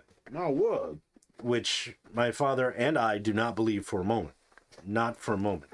He would never do anything like that. And the way he spoke to this girl, I do not believe that happened. So my father came down here to investigate and look into it further. And in his letter, and he kind of pulls open his case, he's like, I'm not to show it, let anyone have this, but I can read you sections of it. Any kind of paraphrase of the letter. Basically, his father, Julius, came down to investigate this and find out. Oh, thank you, Rob. Appreciate it. And when he came here, he wanted to find out why they think this was the way it is. Well, apparently, Dr. Namaroff and this sheriff, Nolan, pretty much told him that's the way it was. The case is closed. Don't worry about it. Emily's father, he stayed here for the evening in a cottage just outside of town, which he's going to go look at. He rented this cottage apparently while he was here. Well, Emily's father came in and tried to accost him. You know, they threw a lit log through the window into the living room and then pretty much broke open the door and were about to beat him to a pulp when the sheriff and a few of his deputies came in and broke it up. But then the sheriff told him, "You have nothing more to look into here, leave." And he was convinced there was some sort of cover-up going on. Something is going on. Well, he explained this in the letter, and in the last part of the letter, this letter is like 2.5 pages long, 3 pages long. He's like, "I do want to show you this." If you notice, the handwriting changes, and what he says at the end frightens me, and I don't understand this. I contacted Dr. Namaroff by letter a couple days ago, and he replied that my father's death was an unfortunate incident and it was cardiac arrest, a heart attack. Now, read the last page of this letter and tell me if you think that's a heart attack. Now, mind you, he has written this whole letter in one sitting. And it basically, you see, and it's like handwriting, and it says, something is going on. They're covering this up, and poor Hugo is some sort of scapegoat. I did not get a chance to see Emily nor Hugo's body. And as you notice, as this is writing, it's getting shakier and like halting. And he says, "Forgive me, Paul. I love you, but I am turning to stone. And there is no way I know to cure this." And the last part is just kind of like, and it looks like he held the pen there. Like the ink. Out. Yeah. Mm-hmm. And he's like, "Now tell me, does that sound like a heart attack to you, gentlemen?" Can I grab the paper? He's very hesitant. He holds it up. If you reach for it, he's like, I don't want anything to happen to this. It's like my I only... will be very careful. If you wouldn't mind, I might be able to look at something in there. I have a gift for seeing certain things. Actually, he goes, "It's all right." He is, unfortunately, he's true on what he speaks. I'll take those care. You'll see. He kind of he nods. He's like, "I'm sorry, there's a bit of paranoia in this." I understand, and we've just all met. I understand that. So he hands it over. I cast Hunch. I Okay. rolled a 35. Oh, God. Sweet. This whole case is going to be bust open. So, target number is 5. So I get 6 additional cards, right? You can take up to 5.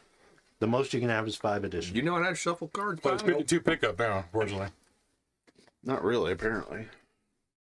I got a hunch I'm an idiot. Huh.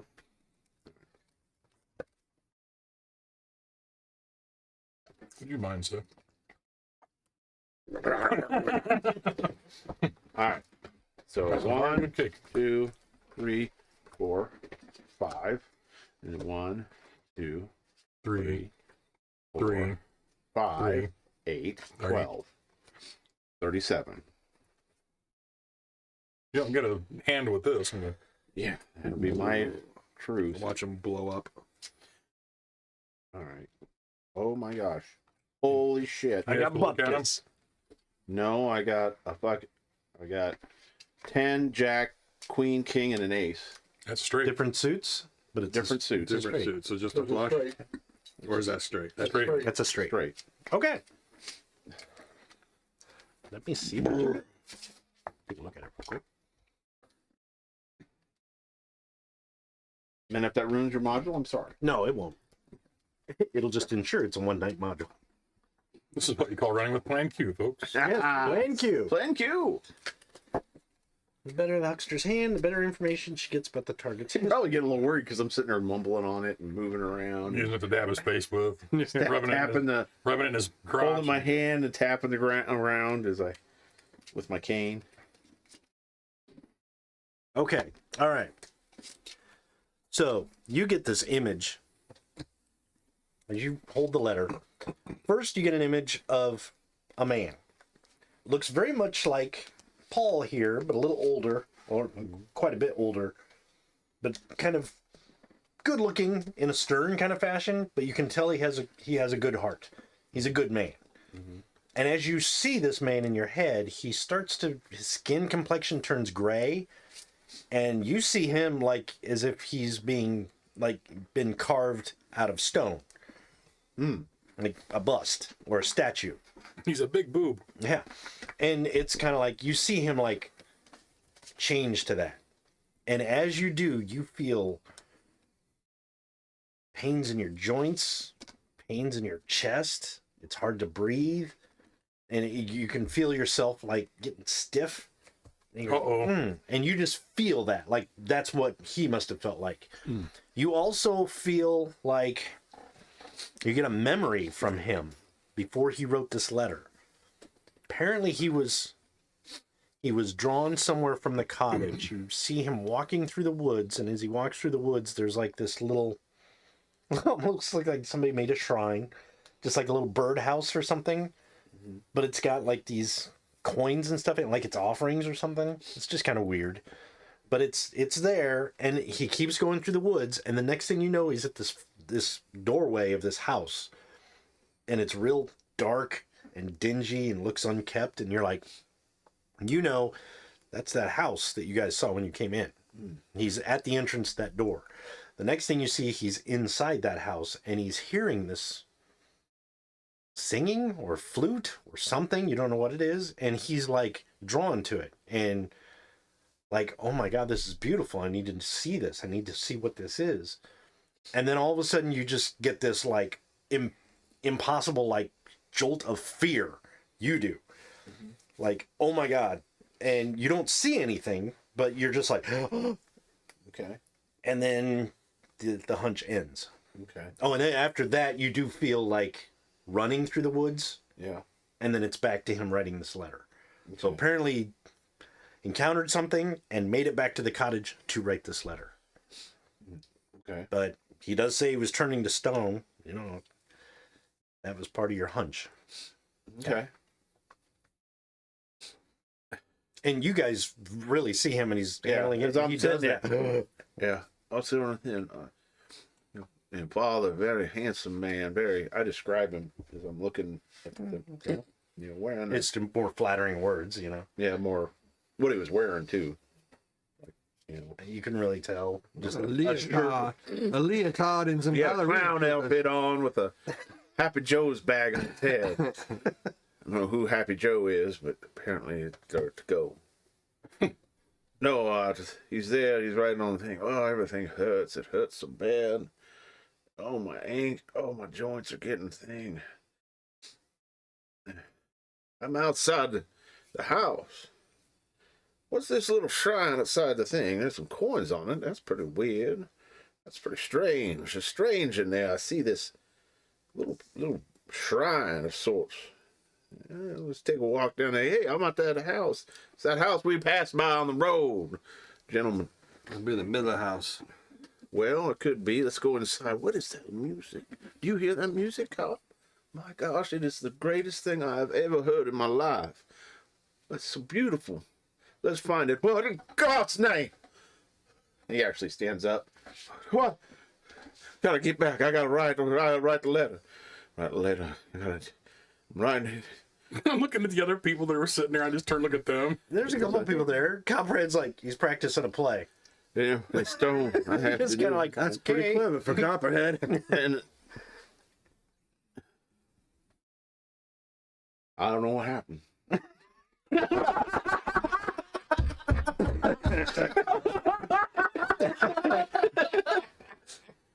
He's like, no. Well, I don't either. Thank you for that. Yeah. And scene. Somebody throws a rose at the table or at you. So yeah, you do that, and I hand it back. Paul kind of takes the letter and looks at it. I'm and sorry. and he's like, He did not have a heart attack. You are correct. nobody could. Do He's you had think he was turned to stone? He was turned to stone, Mr. Cobb. If you believe in the good Lord himself, then yes. That is So the what's. question is his stone body still in that rented cottage? It's Or not. has it been moved? He's been buried, is what I was told. Or was he standing in the yard up Like outside the very, house? very quickly, he was buried. I didn't even get a chance to see the body. Um, They said if I showed up, I would not be able to view the body. He's already been interred. Do I recall, since I rolled so high looking at that house, were there any statues that may have been like someone's sitting? You couldn't see from that distance. Okay. You'd have to go up and get a better Okay. look at him. That's what He's like, Kelvin would have said. I was going to the cottage to see if I could find anything, clues or I don't think you anything. should go by yourself. So Yeah. But I also want to go to. I was thinking about going to ask Dr. Namaroff, confront him about this. let's do some reconnaissance on the house first. I'd like to see that shrine. If that shrine is behind there and I describe it, Okay. then we know we're on the right path. If not, then I believe I've had too much whiskey. Oh, Or not enough yet. I imagine there's a shrine there, just like you saw. There is some black magic about that place. Well, it might also be People find that your lost were there before relatives, too. committed suicide. What is this? I am not into player knowledge. Please consult me. And he goes, well, I'm surprised you don't too familiar with it. It sounded sort of the place like you would go to. Check, please. He goes, there was what, two brothers and And a sister? Yeah, a guy and his brother and his sister wife. Yeah. damn sister wives. Man and his wife, and then a brother. The wife was possibly a sister, probably ancestral nature, who knows, but either way, they had parties there that involved probably some people you frequented. Some of which would Don't be there remember for getting an several days invitation to a on Miller end, house? and supposedly they were never quite the same afterwards when they left. And then there was some that I have been to a place like that before. That I guarantee. I don't doubt you any. There's also some that disappeared, supposedly, that no one ever seen again. Either way, though, they were found dead, hanged by them, hanged themselves in the living room with strange writings on their bodies. They were naked. Permanent marker. Well, I've got Sharpie. Right, Blame very them. Sharpie. A Sharpie Big 50. Sharpie Big 50. I didn't know you were a writer. Well, you know, I get bored. Well, that's interesting then. But How long ago was this? Oh, it was 6 or so years ago, perhaps. I think I see. that's what he said, wasn't it? Yeah, maybe a little before that. The Yeah. statue started multiplying about Yeah. 5 years ago. But that might have happened a little I before. think eventually, although it's can't say it'd be quite confirmed, but some people seem to believe that those statues grow in number over the years, even though no one's been living there. Well, I would believe that then. I had Interesting. foreseen something like that. My cult, do I know anything of that would be? Anybody with a cult can roll. I have a cult. Your followers don't help you at all. No, I mean a cult. A cult. Yeah, that's what I have an mean. 8. 45. I got an 8. It's an 8. 8 is great. Supernumerate. Hold on, I gotta find all the right dice. 4 8s. That's what she said. 6. That is not good. What was the target? Okay, I got 6, Just tell me what you get. 8, Oh, there's one pop. 5, 7. I got 1 pop. 14. 11. Okay. So, yeah, basically all three of you. You're kind of like thinking about, okay, statues and stuff like Statues. that. Carved bodies. There are two that stand out Loch that Ness it could be. Monster. You're like, it could be a basilisk. 'Cause they're like snake-like creatures that have been known to turn people to stone. Right. Or It Medusa. could also be a gorgon, like Medusa.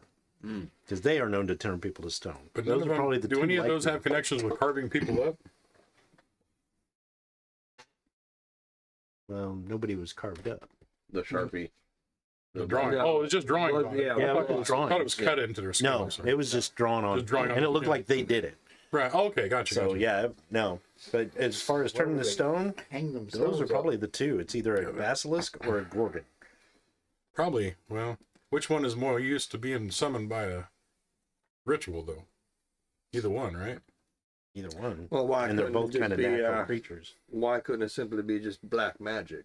Could be That's that what too. would summon the Could be that creatures. too. Could be yes. that too. Could, just Could be a portal to another world. Could be Pornhub. Could be. I think we should investigate. That's probably a good cause right there.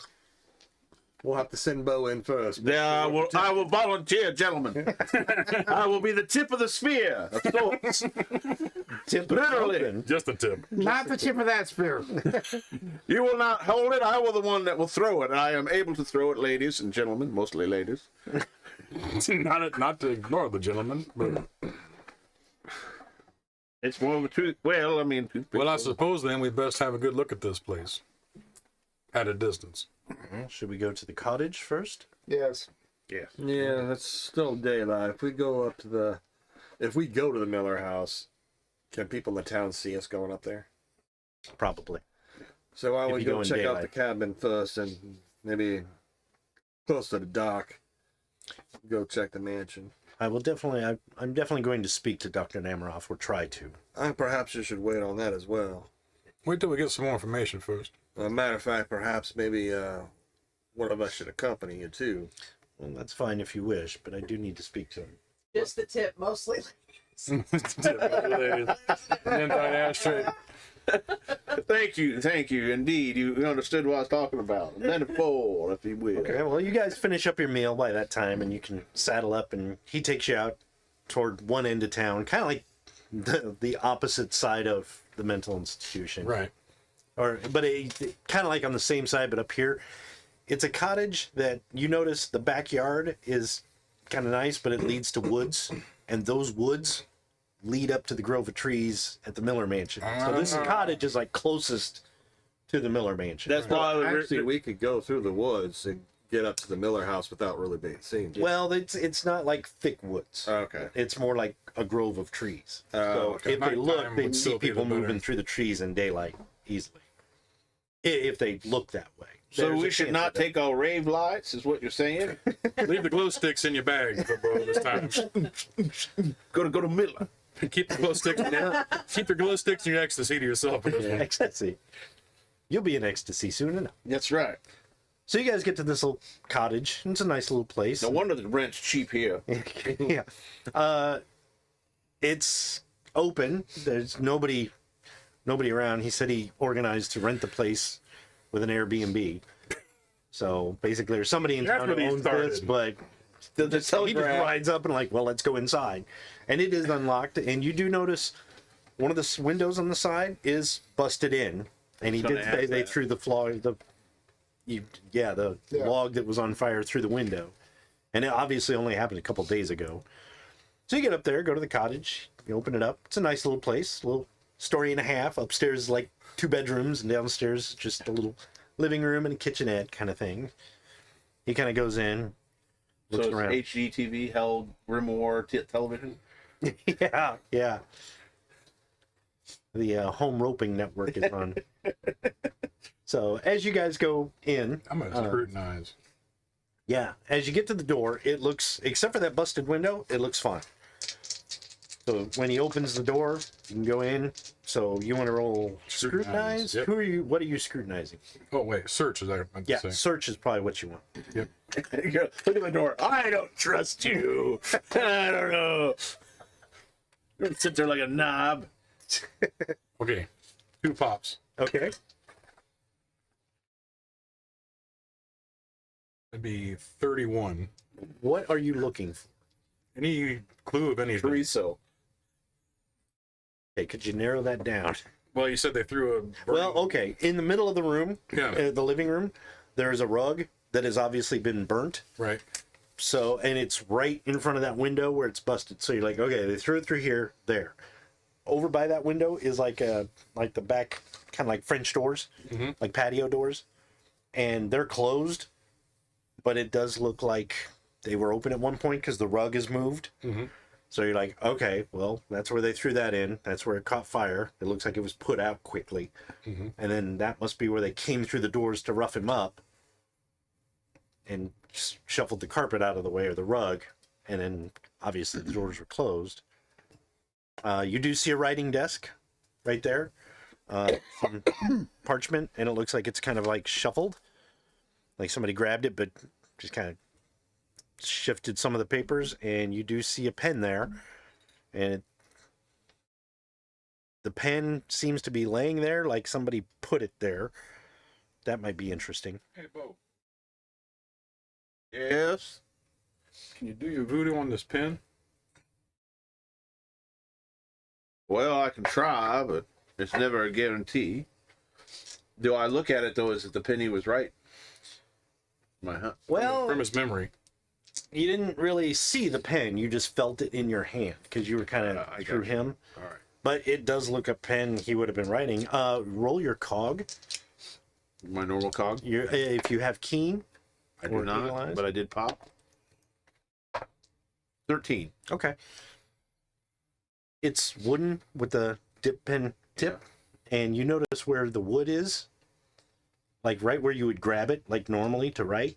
There's like a grayish dust on it, like stone, and it looks like the very tip, the top of it is broken off and laying next to it. So it looks like. Well, go ahead and roll your hunch if you're going to touch it. I'll try. See if you can figure out. I point my finger to you, but the dust on it, and I close my eyes. And And I got an 8, so just 5 cards. So I didn't bother. Unless I explode. I got a pair of 7s. Okay. Good enough for this. The pen, as you touch it, yeah, it was the pen he was writing, and he was holding it. And you get a brief flash of two people in the room that you can tell. One of them grabbed the pen from his hand and tried to pull it out and broke the tip off. And then they actually had to just pull it because his hand had turned to stone around the pen. Oh, I see. That's what the dust is, and that's why the tip is broken.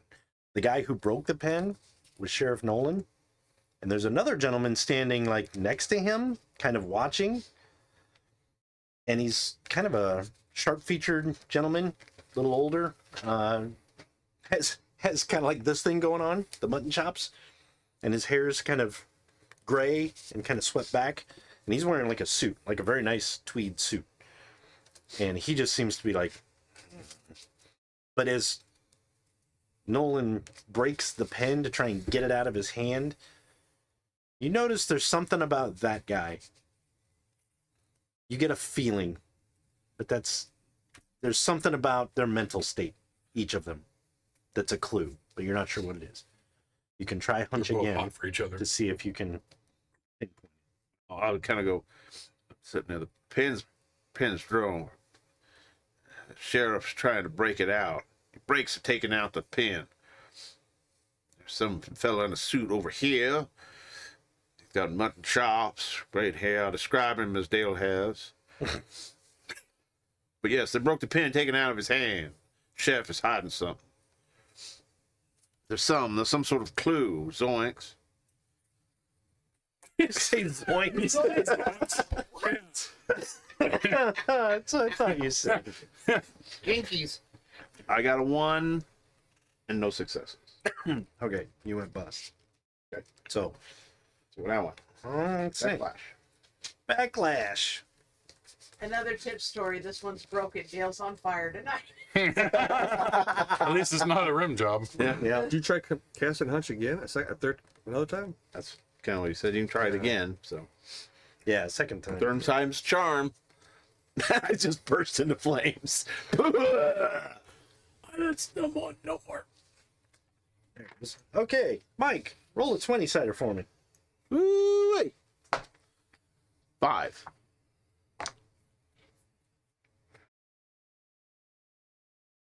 Uh-oh. How would I? Uh-oh. Uh-oh. It's my birthday. I got cursed. So,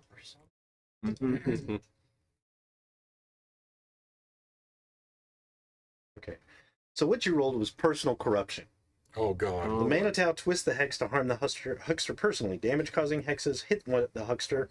Healing hexes transfer wounds from the huckster to the huckster. Protective hexes make the huckster vulnerable. This doesn't do any of those. So what I'm going to do is -1. That is fright.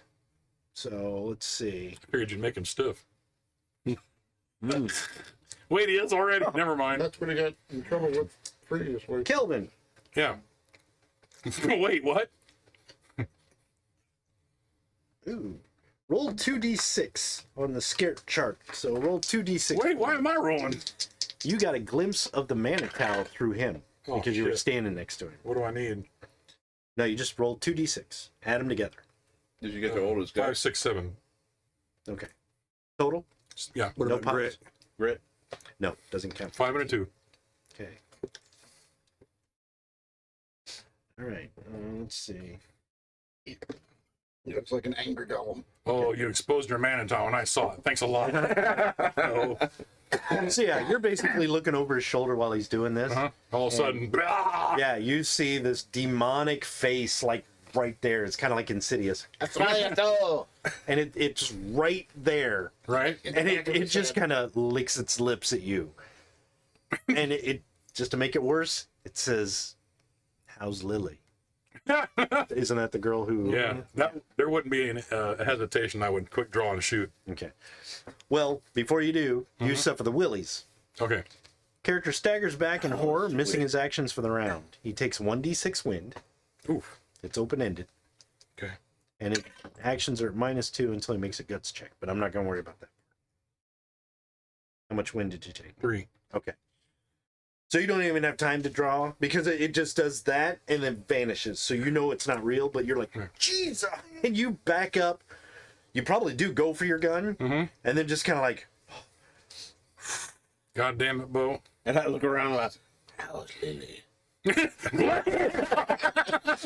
Sorry, old friend. It's fine, everything's fine, nothing is gone. Let me take care of this. I didn't mean to send him to hell anyway. There we go. so yeah, basically you get the backlash, but actually he suffers for it. Are you all right? Ugh. No. What's going on here? I throw the pencil down. No more, no more. I think Bo. No more. I think Bo slipped up a little. Told you not to overuse that. Actually, stuff. this would prompt me to excuse myself from the party for a moment, though. Okay, go ahead. So he would step outside. I throw the pencil down. No more, and I just can't walk. Did you say everything that you were saying? So did you mention the sheriff and stuff? Yes. Okay. Because I try to concentrate something, because there's clues. There's clues, zonks. And then all of a sudden it's like, I kind of like, probably just hunched down, kind of ring style a little bit. And then he's like looking over, what the hell? Oh, no more, no more, no more. Well, I'm kind of looking after as he's kind of walking away because I Yeah. kind of want to follow him, but then kind of paying attention when I was like, so you said the sheriff was involved then? He removed the pen?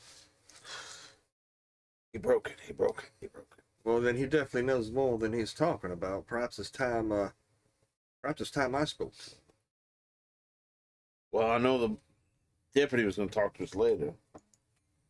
Yeah, that's true. We can talk to the deputy first, but That's only a few hours away, really. I kind of turned. I and look at walked. the, what was his name? I'm sorry. Paul. I says, I'm sorry for your fault. Oh, that's fine. I knew something was not right. Something was severely amiss. I knew that. It was not a heart attack. But I can't understand why they're not asking for help. If this is happening, if this is truly happening, why are they not asking for help? He actually kind of turned and I'm walking out to him. Perhaps somehow their fault that's happening, and they're trying to cover their unintentional involvement. Well, I am definitely going to speak to Namaroff. I'm not going to throw everything out there right out front, but I want to get a feel for this man and see what he... Well, we're going to meet with the deputy here shortly. Why don't we meet with him first before you go to Namaroff? This is going to be my thing alone. I need to speak to Namaroff. You don't need to be there. Well, perhaps you should hear what the deputy has to say. before you go. I'm not going to bring anything up about Namaroff. I just want to confront him about why I didn't get to see my father's body. Oh, okay. Well, I'm not going to bring up any of this. That would be right. that would get me in severe trouble. You should know that because you almost said it at the jail. But he says, I do want to go confront Namaroff and show my concern that I did not get to see my father's body and why my brother was treated as a murderer who committed suicide when I know he wasn't. I want to hear what this man has to say. That's all I want to do. Sure you want to go alone with that? And Copperhead's like, you can go with him if you want me to. I don't think you should be. Might as well get the same person. Yeah, then we know how to play a knowledge. Well, that's yeah, right. I already told Paul that I'd go with him, or one of us would go with him. Yeah, so he's like, Copperhead's like, I'll go with him. Ain't never seen the inside of a mental institution, but I probably should. But no, I'll go with him. Make sure everything's all right. Besides, I don't really like talking to the law anyway. It's a phobia.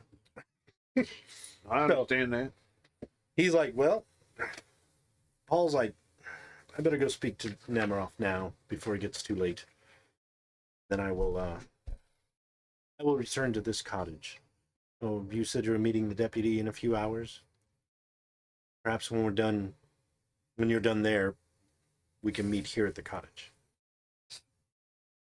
Or we can meet at the hotel. I plan on coming back here for a little bit.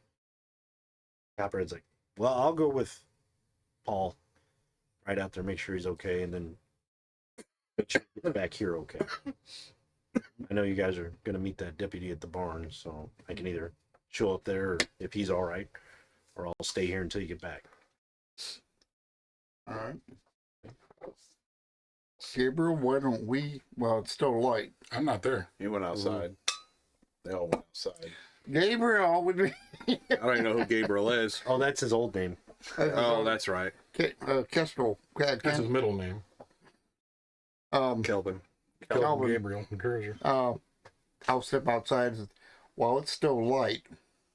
Let's see if we can find any tracks. Well, I was stepping out traces. first before. Yeah, okay, so before you get to there, you guys step outside, and while Copperhead's offering to go with Paul. So outside, I step out and I go over to my horse, and I'm checking the bridle and saddle connections and everything, and I'm mumbling to myself.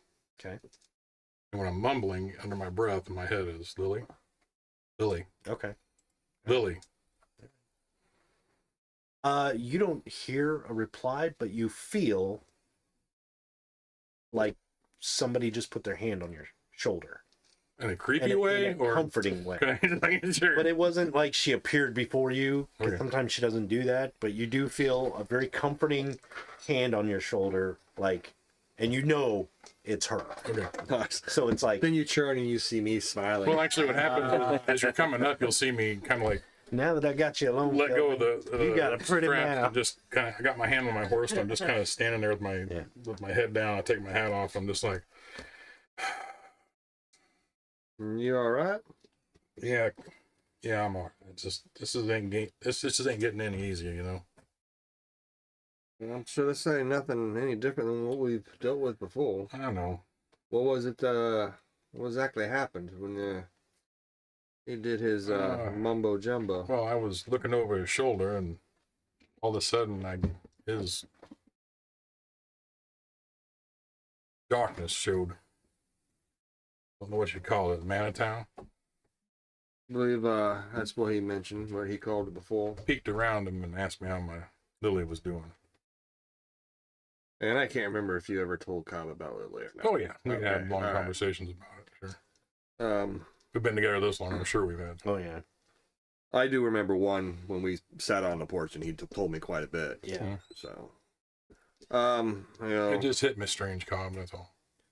don't Right. forget.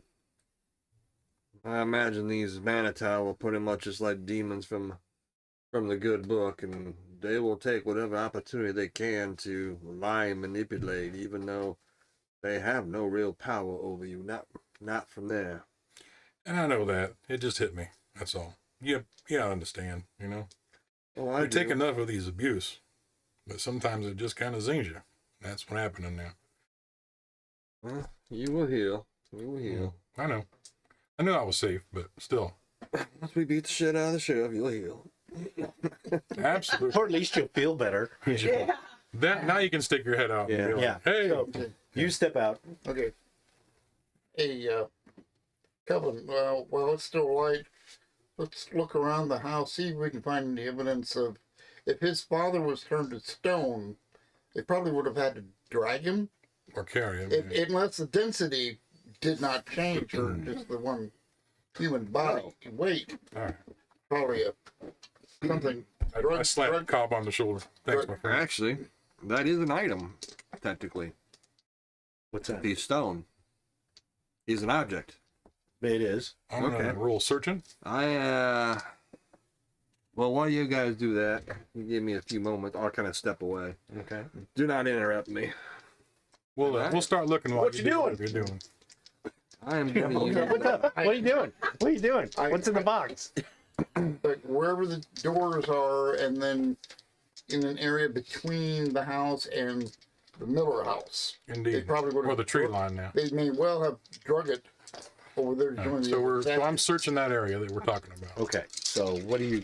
This takes 10 minutes. Okay. I am going to try and cast Guide. Okay. And I am going to basically try and locate His body. his body. Got it. Okay. It does have a range, so unfortunately I don't know. That's fine. So Probably 5 yards or 10 yards. I think it's 10 yards per faith level, so it'd be like 60 yards. That's fine. 6 I million. don't. There's more. There's like a whole fucking Covers the paragraph, entire so, globe. I mean, it's, So while he's entire doing his word. 10-minute thing, you guys are going to search around the house for Okay, so roll- different tracks. Roll on search then. Tracking, if you have tracking. I'm gonna try and head up to where I thought I saw. Tell you what, if you don't have tracking, I'll allow search, but subtract 2 from whatever you roll. Oh, searching. So Or tracking, excuse me. I got more than tracking than I do searching. So was that's that? cool. Well, I'm gonna walk up kind of the tree line. I got it once. Kind of looking at where I think I see that shrine, or I thought I saw that thing. okay, all right. 24. 24 for your tracking roll. Yep. And Olaf, You said subtract 1 or 2. huh? Subtract 1 or Subtract 2. 2. So I ended up with 1. If you're using a search. But you didn't roll 1. I use You know, tracking. I rolled a one. 3. But, Okay. Okay. So you're like, well, I don't see anything here. Wait a minute, there's horses. There's a bunch of horses that came up here. There's a bunch of horses in the ground, There's a bunch of underground. guys who just walked into the house, and 2 of them came back out. And then you realize, maybe I should go around back where Kelvin is. He's like, look at what I found. All right, what'd you roll? 30 something? No, 24. 24. Okay, so you're looking around, you see, okay, well, yeah, you can actually piece it together. You're doing really well. It's like, all right, especially this back door area, you see what looks like footprints over by the window, about 5 feet away, maybe 6 feet, with some other footprints there. This must be whoever threw that thing through the window with other people. Oh, Then they there's move other over. people. Okay. They move over to the back door. Looks How many like sets of people? How many sets of you prints? can tell there's probably 5 guys. 5 prints. Okay. 5, And then five they- sets. There's a burger joint back here. So they move over to the back door, kind of push it open, and you can tell inside, because of them tracking, they stop right there and they look like they're confronting somebody. And then those tracks move kind of hurriedly, and another pair of 4 tracks come in. One stops at the door, the other one comes in, like right in the doorway to confront whoever was there. Those 2 tracks head back kind of around the front of the house. The other tracks have already dispersed, kind of going back to town. And it looks like the 5 guys kind of went back, got on some horses that were off a ways, and then rode back toward town. The other prints looked like they head directly back to town. And you can tell later on that was like one event. Mm-hmm. And then later that day, it looks like, you see tracks start outside, going up through the woods. And you see the same tracks coming back, but it looks like the gait is slower. Okay. And the feet are kind of dragging. Mm-hmm. And they're a little, just a very slightly bit deeper. Mm. Like whoever went up there is carrying something back. Or something. Or is heavier. Mm-hmm. And those tracks track the dirt in and go to the writing desk. Right. And sit down. And then you see two tracks a little bit after that look like they track the dirt in from the back door or from the front door Mm-hmm. and come in where that person is. And then it's like those two tracks leave with something really heavy, because when they get out to where their horses would be, those indents are real struggly and heavy. One of those sets of prints is one that the mob was here, came in, confronted the guy, left.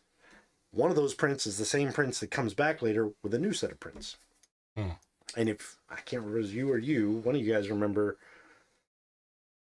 I think Paul told you that his father was confronted by some townspeople. Did he say that? The girl's father? Yeah. Yeah, I think you did say that. Yeah. And they threw the log in, and then the sheriff came in. Well, I thought that was her father, not townsfolk, but Well, it was her father and some of his friends, which would be these guys. And then the sheriff came in and confronted him like, you need to leave. There's no reason for you to be here, and left. The sheriff, maybe a deputy. So you're thinking the five guys were the girl's father and his buddies. They dispersed. The sheriff and maybe a deputy came in. Sheriff said, you need to leave. Right. He left, came back. All screwed up. The sheriff and somebody else came in, went to the writing desk. Must have been Dr. Namaroff. Right. And then it looks like they carried something really heavy out. Yep. So What I'm going to do with that information is nobody else is left, right? nope, everybody's still there. Paul and Frank are probably just getting outside to their horses. I'm going to then- tell Paul and Frank, I'm like, Copperhead, Yeah. don't let this guy get too alone with this doctor. Okay. Something fishy is going on, and I think that's one of the guys that was involved with all this. All right. By what I'm looking at the tracking. Okay. And I'll say it right in front of the guy, too. Yeah, he's like, well, that's good to know. I guess. Yeah. In fact, feel a lot better if it was more than just you and Copperhead. Copperhead's like, well, any more of his goat are going to get downright suspicious. And if anything happens, I know it's you, but still. I don't know if you can handle yourself. Well, see Cobb. Paul kind of looks at Copperhead like, why? What can you do? And he's like, You'll probably kill everybody there with one bullet. See Cobb before you leave, if you would. all right. Talk to him. Let him give you a blessing. above my head. All right. God. Here's Cobb. Hey, I'm over there.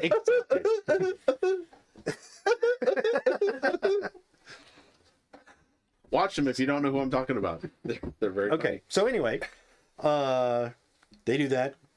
So you tell Paul and Copperhead to talk to Cobb and tell him what you said. No, just to get a blessing Oh, okay. for the journey, because Kelvin's a little worried. Okay. From Well, looking at the Copperhead's like, yeah, we will. Okay. And he looks at Paul and is like, let's go talk to Cobb. And as they walk off, he mutters something, but you can roll your cognition target number 7 to get It's Copperhead. I'm sure it's something to piss me off. Okay. You go back to looking. You just kind of finish your thing. Yeah, I'm just basically probably going to You read dirt real good. wrap it in my hand, and I'm just kind of praying. Well, it's more like tasting. You And I rolled an 18. Tabasco? Gives me 2 raises. I'm Okay. assuming I've got a good description from him. Yeah. And I'm using the description. I'm wanting the stone statue of Mr. Okay. Heights, whatever. You kind of finish it and you're like, that way. And as you kind of look up, you see kind of the church, and not far off is like, there's a little churchyard with some graves. Not far off is Boot Hill with some graves. He's coming from Boot Hill. He's buried in Boot Hill. You can tell it's underground. So his body is buried there. Okay. And as you do that, you kind of look over and you see Paul and Copperhead kind of moving toward their horses. And Copperhead looks at Paul. There's Cop. How's it going, Cop? I'm done. So I kind of step out of Yeah. it. I kind of look at him, and I probably look for where he and Mr. Hyde is. Well, Paul is with Copperhead. Oh, okay. And then he's over by the back of the house somewhere. Okay. You can't see him. I go, tell Kelvin, he's buried in Boot Hill. Up over there, and I kind of point back. Okay. Well, Kelvin's right around the back. We're going to go see Dr. Namaroff at the institution. I didn't, nothing major. He just wants to ask him about his father. We're not going to spill our hand. Kelvin wants you to bless us, but we don't need it. I still do not believe that's exactly a good idea, but so be it. That's what you're aiming to do. Trust me, I'll be discreet. I just need to confront this man for my own peace of mind right now. Well, like I said, I do believe I know where your father is. So. When I get back, when you have time after whatever your meeting is, I would like to go there. All right. Maybe you can accompany me. I kind of go ahead and kind of say something in Latin and give him my. As soon as you start doing that, Copperhead's like, "I'll be at the horse." He walks off. He's like, "I'm going to burst into flame." I'm not doing that. So he walks off to the horse. And Paul actually does kind of like, "Thank you, Father." And then I give him a right punch right across the jaw. That's how I do my things. And one to grow on. Yeah. So Paul and Copperhead get on the horses. They start to leave. I go find Kelvin. Okay, you find him in the back. You go around back. Bo, what were you doing this whole time? He was going to go up to the edge of the woods while they're doing all that, and kind of looking through the woods trying to see that shrine. Okay, well, when you're out there looking, you see Kelvin has... I'm going to walk up to him. Okay, because you see him tracking, and he does look like he's following tracks up to the woods and then kind of like piecing things together. So when you get around there, you kind of look at the woods and you see him like... Yep. He's right there, Bo. Right there is the path. That's the path we're taking now. And that's probably about the time you kind of come around and you get over there too. So you're like, that's the path he took.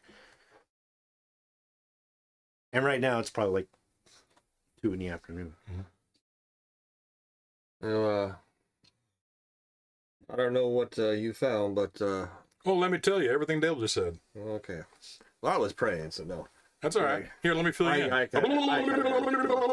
There you go. That's not what you said to me. None of it ended up going to Boot Hill, though, right? No.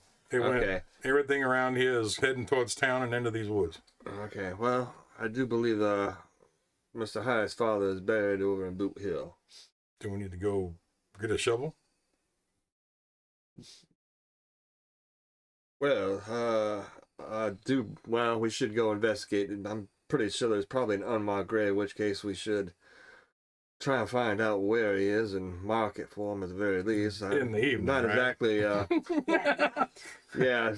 I suppose during the day it's not a very good idea. Even at night it's probably not a very good idea. There are certain restrictions about digging up graves.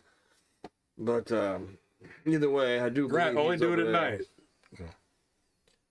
Because I still would like to speak to the sheriff at some point. I'm sure we can get him to make a few confessions, but Let's Perhaps go we have a should talk to the wait. sheriff then, shall we? Bo, did you want to start walking up the woods and see? Well, they're Yeah. kind of talking. I just start walking up the track. All right. So actually, when we get done, if I see him, are you looking for that shrine? Yeah. I start walking after him. okay. How about you guys? I'm gonna follow. How about you? I got no choice now. They're walking up there. Don't leave me alone. No, not that. It's God dang it, you guys. We're supposed to do this at night. But all right, let's go. Okay. Well, we're not going all the way up there. We're just kind of. I'm just going in. You guys walk up this path, and it's not like a well-traveled path at all. It's actually just walking through the woods. You just happen to roll so well you can kind of follow the tracks, and Right. it does look like, yeah, this would be a path kids would use. You know what I mean? Little It's a small pretty game easy path probably or path, something. and about probably about halfway to the where you would be getting to the Miller's mansion. You do see off to the side, you see what looks like a little shrine. It's a little birdhouse shaped kind of thing with some old coins in there, maybe some little trinkets. And there's maybe a marking at the back, but it's definitely not, there's not a crucifix, there's not a pentagram, nothing like that. But it is some sort of shrine. I'm probably using my theology to maybe... Anybody who wants to roll occult or theology, I will allow. Your target number, though, is going to be 9. Nope. Target number 9, you think? Yes. Nope. Got a 9. 11, 9. No. Okay. Me and all. Okay. So basically, you guys are looking at this, and you're like, well, and you're kind of like, well, I don't know if this is a particular religion or Who not. would give all this free coin laying in the... You guys look at Let's this. start It's picking it up. old. It probably hasn't been used in. Is it like 10 stone or is it wood? It's wood. Okay. It probably hasn't been used in like 10, 15 years, maybe. But as you look, that symbol at the back, you're like, what is that? And you know, it's more of a pagan symbol, and it's not like black magic or cult. It's more like a nature spirit kind of thing. Mm-hmm. Like a guardian of the forest kind of situation. And it looks like someone was giving offerings to this guardian of the forest. And it, whatever it wasn't like this huge shrine. It doesn't have like $50 worth of coin. It's like maybe 7 coins and a couple little trinkets. I'm going to go ahead and put a $1 coin in it. Put a coin in it? Okay. I'll go ahead and take a $1 coin out. For the church. It's for the church. It's called a tith. All right, so you do that. Anything else? It looks very simple too. It's not like ornate. I want to look. It Is looks still like going You uphill? do you say anything, Dennis, or you just keep that to yourself, or? It's a Swedish spirit. I'm just going to. Yeah, I'm not going to make a big deal of it. I'm just going to. Not necessarily surreptitiously, but It's not indie. almost with a reverence. no. Put the coin in there. Okay, you just kind of do that then. You can roll your occult again. I'm gonna look Target number of 9 again. and see if I can see the trail still. I did. Yeah, Get you can almost see. There's maybe a little part where it turns, but if you look ahead through the trees, you're almost headed right for that mansion. So there might be some twists and turns, but you're going the right way. I got one. You got one? Right on a 9. Okay. So basically, it's not Native American. It looks more Celtic, Gaelic, Galen. something like that. Irish or Scottish or Welsh or something like that. Kind of that sort of belief. Right. But Something's naughty. and it looks, it's not like menacing or anything. Like, this is to not eat my family at night. It's more like somebody made this little shrine to a Gaelic spirit guardian of this forest and then put little trinkets in there once in a while. And it looks like it hasn't been used for 10, 15 years. I'm gonna get. Well, I can't. As I'm standing there looking at it, I can't run the back. And I'm thinking, I'm like, I believe this is. And I saw you looking at it all. This is pagan, but I believe it's more British of sort, maybe. The British are pretty pagan. Well, I know, but I think this is more Irish or something of that nature. I don't know if you've caught that yourself. Something about wood spirits. So you think this is here to protect? It looks like somebody was offering tidings to a guardian spirit of the forest. So apparently they were willing to protect something, whether it's the forest or Yeah.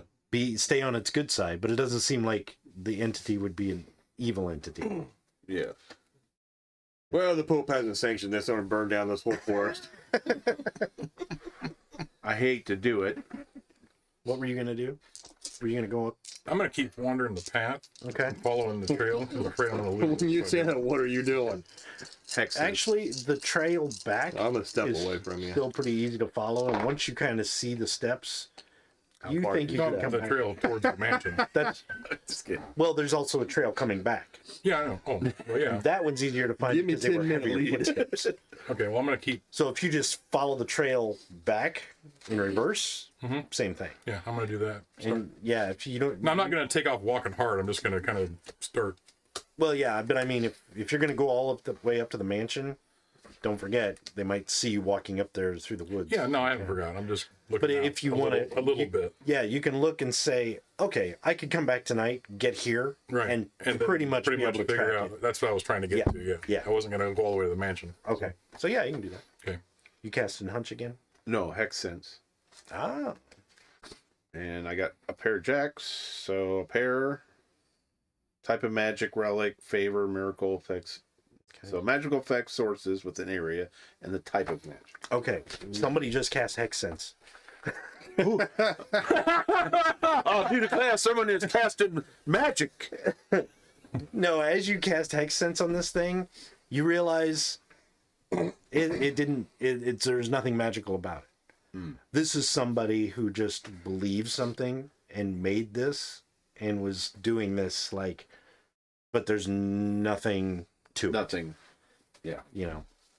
Right. Meanwhile, I sense someone using black magic. I gotta burn this forest down. Yes. So basically, whoever made this shrine, it was more symbolic than actual. There's not an actual guardian spirit here that you can tell. It's just like, I'm gonna go out to the brickyards and throw coins in the stagnant water just to appease the brickyards and make sure they don't burn down. Yes. Oh, the almighty brickyards. Yeah. Yes. So that's basically what this was. All right. Well, Also known as a red herring. okay. It's a big fish. It's a big gigantic trout. No, but It's a trout. yeah, no, it does look It's like a trout? It's a trout. there's no hex about it, but whoever did this Sounds really fishy to me. believed it. Right. So. Yeah. Okay. Well, I kind of. This is most symbolic. Really doesn't have any sort of power upon it, unlike the good Lord would do. Very well then. We got some time. What do we do next? Oh, it's Why don't we like wander? 30. Yeah, do you guys want to stop here? Yeah. Okay. Why don't you guys tune in next Tuesday to see what happens with the game? Yeah, it would be the week after that. The week after that, excuse me, we'll be playing something else next week. But tune into our social media places to find out what that's going to be. So we won't tell you now. Yeah. Don't forget to check out our YouTube channel, folks. There you can see all the games that we do live in playlist in chronological order, so you can follow all of the storylines for everything that we do each and every week.